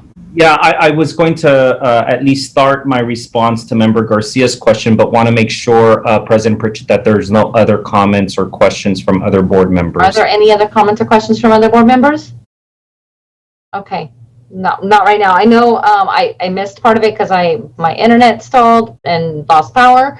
But I know I spoke with Member Morowski about her recommendations, and I'm in full support of that. Well, and of course, we've taken copious notes, but I would appreciate if board members can send your notes to me individually. Of course, that would be very much appreciated. But I do want to start with just one item because I don't know that the board is going to come to a resolution on this, but Member Garcia's question about a target number, if we just go, we may have to backwards map to get to that number just based on feedback. For example, slide 31, if Mr. Flores can go back to that, that was one area in which at least board member Morowski mentioned that those items that might require further analysis, if you will, that we look very closely at those in order to figure out how we might maintain those types of programs, maybe a different methodology. But you can see that would amount to about $6.5 million. So we're going to have to kind of take all of your comments and your questions and figure out what would not be possible in terms of cuts. So it would be hard for us to do it right now, Member Garcia, but that's probably the analysis that we're going to do as we look at our notes. You may remember that the total amount in the FRP was about $18 million. So once we've gone through the notes, then we would be able to subtract those elements that you're providing direction and guidance on to keep as a way for us to continue to study and come back with other program designs, if you will. So it'd be hard to do it right now, probably, because we do have a lot of notes that we've been provided. Let me ask Ms. Ramos as well to see if she has any lingering questions that she wants to make sure to ask when we in preparation for meeting tomorrow as a staff and making sure that we review the notes that we've all taken. Okay. I'm sorry, I just have one more clarifying question. Can you put up that slide again? Because I think, I just want to make sure that I heard the recommendations correctly by Board Member Morowski, because that's what I was supportive of. This is a good slide to essentially demonstrate where there is additional conversation that needs to happen, planning, over a longer period of time. But I thought that the recommendation was to remove, for example, the IB programs and maybe the LDV, and as well as the inclusive practices off the table. Did I hear that correctly? And Waldorf, yes. And Waldorf, because the proposed recommendations in many of in these instances basically eliminate the program as it's currently being offered. So I just wanted to understand, get clarity on what the recommendation was, because I think what I heard from you is that all of this entire slide is basically maybe programs that need further discussion. Yes, that is my understanding. And Member Morowski, you may want to reiterate what you had recommended. But I know, when I look at this list, I think of, things that need further analysis would be something like the Waldorf program. Is this something that we can incorporate with other, with our other Waldorf programs combined? And that's just one example of many throughout this entire list. Is that correct, Member Morowski? Well, so I did say that some of these I would say should just be taken off the table, and I gave examples of IB, Caleb Greenwood, Waldorf, and LDV Middle School as ones that I just I feel like I know enough about to say with, a fair amount of confidence that they, given the potential enrollment impacts, that savings would be minimal, and it's sort of, not worth that, disrupting an entire program for the just minimal amount of savings, if any. So those were ones that, but I'm not certainly the authority on what else may be on that list. So I think that does deserve a little bit of staff analysis to say, I wanted to say, take this type of a proposal off the table. I don't know exactly what fits in that box. I suggested ones that I thought would. I also wanted to make a suggestion, or I clarified that the recommendation for further study also included preschool as part of strategic planning, and which is not on this slide. So that's just a clarification. And inclusive practices, I'm sorry, just to clarify one more thing. On inclusive practices, that is not a program that, I think we should get rid of. I am cognizant that, I've learned a bit about it. It's a very expensive model to maintain, which may not be equitable throughout the district because we can't afford to expand that kind of model throughout the district. So if there is some kind of longer term kind of plan that is consistent with inclusion throughout the district, and there is something proposed along those lines that is consistent with serving our students with disabilities in an inclusive way. Mm-hmm. I don't want to say that we can't ever make changes. I just would want anything that we do involving that to be done in a thoughtful way. Does that make sense? Yeah. I'm sorry, Member Rhodes, did you have your hand up? Did I miss you? I must have overlooked. No, I was just saying that I believe I would support this whole list getting further analysis. We talk about SES program. You talk about John Steele, what that means to their middle school, what that means to SES's program in general. You can lose whole programs and disrupt whole learning communities. And this is that list, and that's why it says further analysis. So I would say for this list, we do need further analysis on how it impacts broadly our district, how it impacts overall numbers of our district. And I think that this list should be removed so that we can have further discussion or have further analysis on a broader plan of what this looks like going forward, especially how we service everyone. So this list for me, I would support taking it out off and analyzing it differently. Okay. Can you please take this off so I can see all the board members? All right, thank you. I'm going to make sure I reach everyone. So if just to be recognized, please just raise your hand. That way I don't miss anybody. Member Vila and then Member Morowski. Just quickly going back to slide 31, I think some of those programs, like I had mentioned, the IB, the Waldorf, the inclusive, those are items that I believe, yes, should be off the table. But I do kind of want to follow up with what Board Member Rhodes had stated, because I think removing the other teachers from the other programs would be highly impactful. That would just be, not in my words, it's not fair that we're serving these high functioning programs, but leaving on the table teachers from other schools. I don't think that really equates to what our district is about. I understand the impacts of, Kit Carson and the IB programs, but because they're a high functioning program doesn't mean that there aren't high functioning teachers serving our students in other schools that we need to look at further as well. Yeah, I think that's fair. I think during the analysis, we could determine if these programs would survive with those cuts. Member Morowski?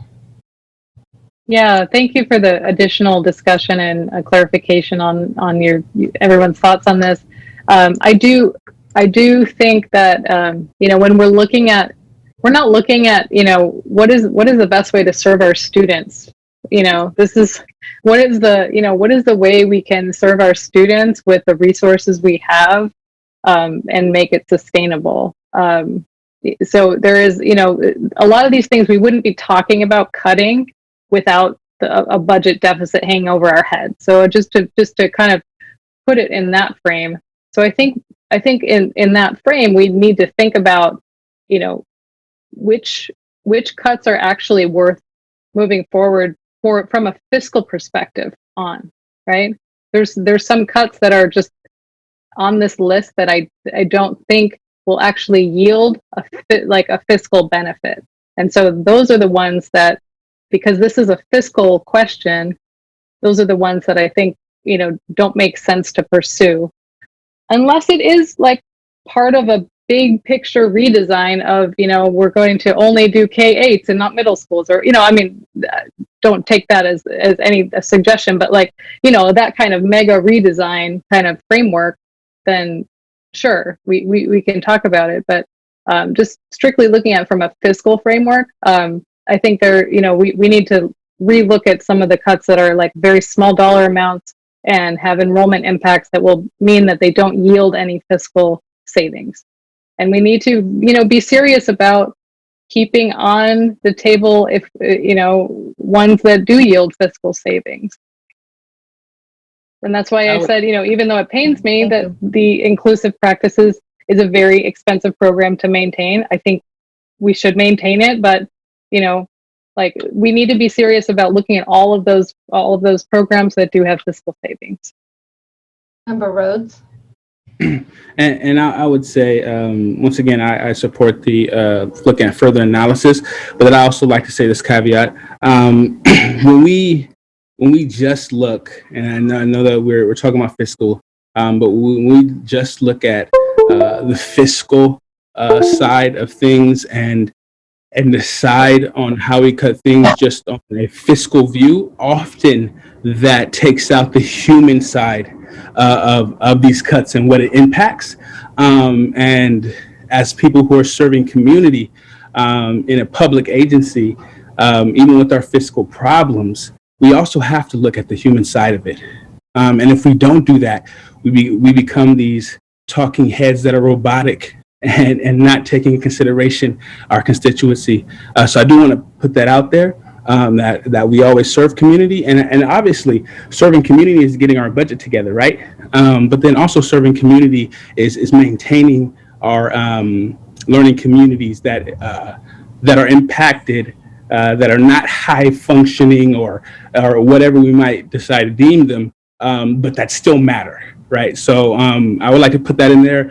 I'm always going to lean in community first, but also with the understanding of our fiscal responsibility. So I thank you guys for your time. Yeah, I agree with you, Member Rhodes. If we don't make these decisions, someone's going to make them for us. And we have to examine that. I think that brings me back to, you know, our resolution that we'll bring back at the next board meeting. And we need to be a collective voice, all of us together as a team, and to fix that budget, just as you said. All right, just so I don't miss anyone, does anybody else have any comments, questions, clarifications? Okay.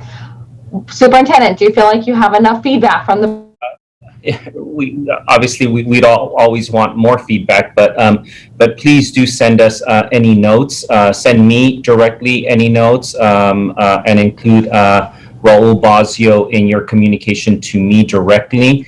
And then I would like because I do think it's an important topic to discuss and not wait until next week to do so, for you to hear from Chief McCarn, particularly for our new board members. Just, you know, how this is handled regularly in the past. Unfortunately for us, because we are a district that faces some fiscal challenges, the process that she, of course, oversees with her fantastic team, which is a difficult one, but it's one that we are bound to abide by Ed Code, which is layoff notices, and what we might expect based on the conversations today and the fact that we're in a budget development process right now. So, Ms. McCarn. Thank you, Superintendent. Yes, you know, I think this really does bring together both the fiscal and the human of everything that we do in these very difficult conversations. In order for for us to move forward, I just want to share some highlights of the timeline that I think it's helpful to keep in mind as you're having these difficult conversations. We need, given that we are already basically into February, the next time you meet next week will be February, we need decisions to be able to meet a March 15th deadline. And that's because when you make a decision at the board meeting next week, we will have a very limited time, 2 weeks, right, before the following one. But in that time, we need to be able to go back to the school sites, the departments, whoever it is that's affected by the decisions that are made. So they have an opportunity to do whatever outreach they need to do with their school sites, with their stakeholders, and re-engage in that budget development process that you've heard about. We then do an initial analysis to be able to bring to you a resolution on the 18th that will have whatever it is that you have decided reflective in that. The initial analysis involves a number of things, and we have, 2 people doing this work that will be able to bring to you with the information that we have and the decisions made, what the potential layoff would look like. Now, this is for certificated. We in the past have liked to do certificated and classified at the same time, but one follows a March 15th deadline per Ed Code, and the other is 60-day. As CBO Ramos mentioned in the PowerPoint, the classified with 60-day is 60 days before the end of their work calendar, which is different days in June. So for us, that has a little bit, potentially can have a little bit later of a decision point, but because they're often so intertwined, the classified and the certificated based on the programs, those decisions really do go hand in hand.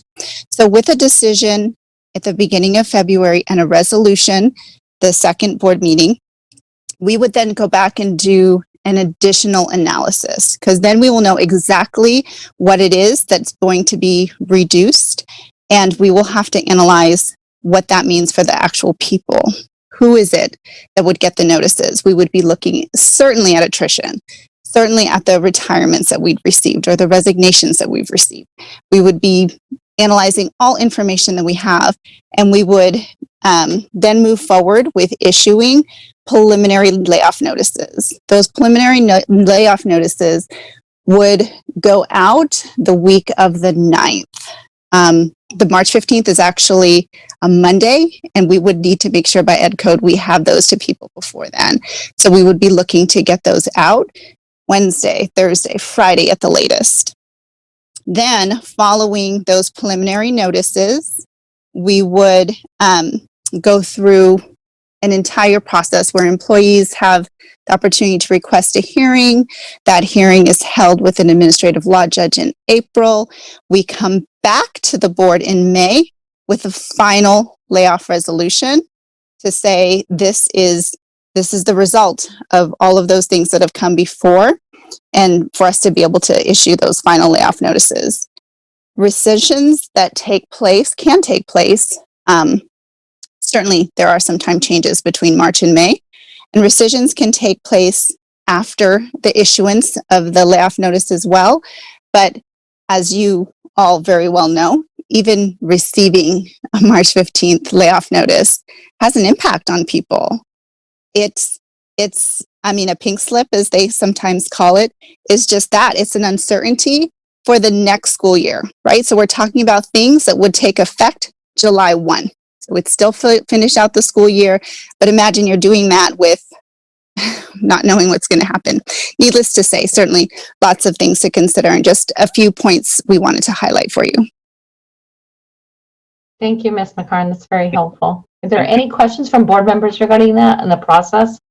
Very quickly, President, I do want to just again really reiterate that because what we presented today is very preliminary in terms of the current budget proposal from the governor at a very early stage, and Member Garcia mentioned, having more details about federal relief dollars and other things, that those rescissions may be likely. And that but we are bound by that March 15th deadline, and we have to take that responsibility very seriously. Otherwise, we of course will be responsible for staffing levels that may not be necessary, if you will. And there is, of course, that human element, but just know that we would do everything we could to stay ahead of this.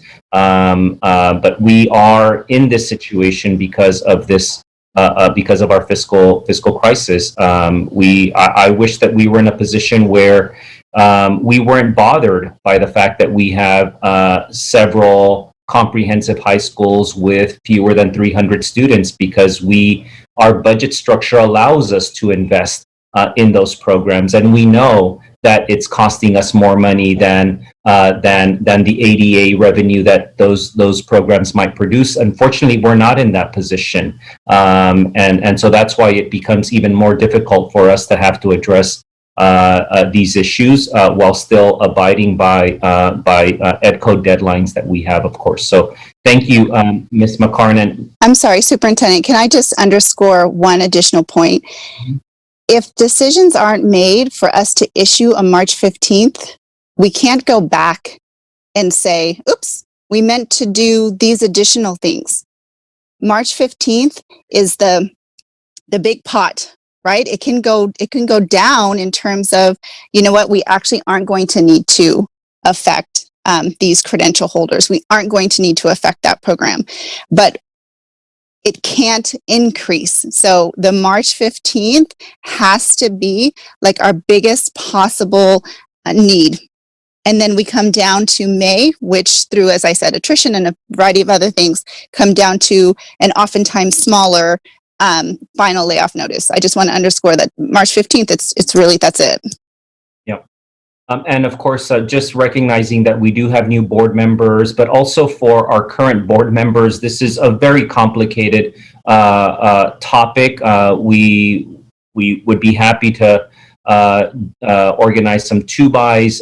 Just recognize that as Ms. McCarn said, we don't have a lot of time and we don't have a lot of people that would be doing this kind of work, but we can always be creative and make sure that that you have an opportunity to be with her and ask additional questions about this very complicated process.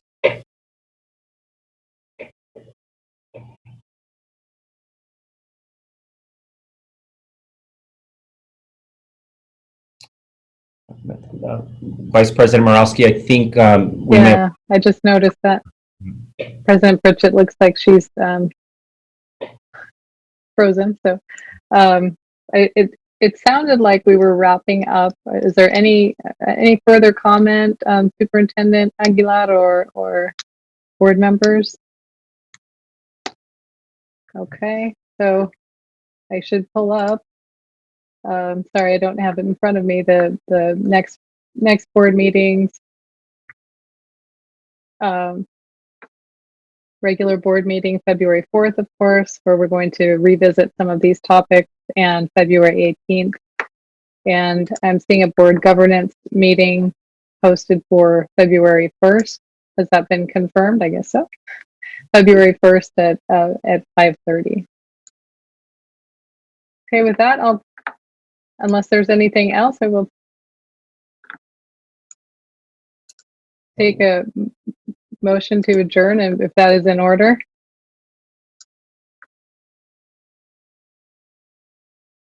So moved. Second. Here a second. Okay, all those in favor? Aye. Aye. Okay, thank you all very much. Good night. Thank you, board members. Thank you.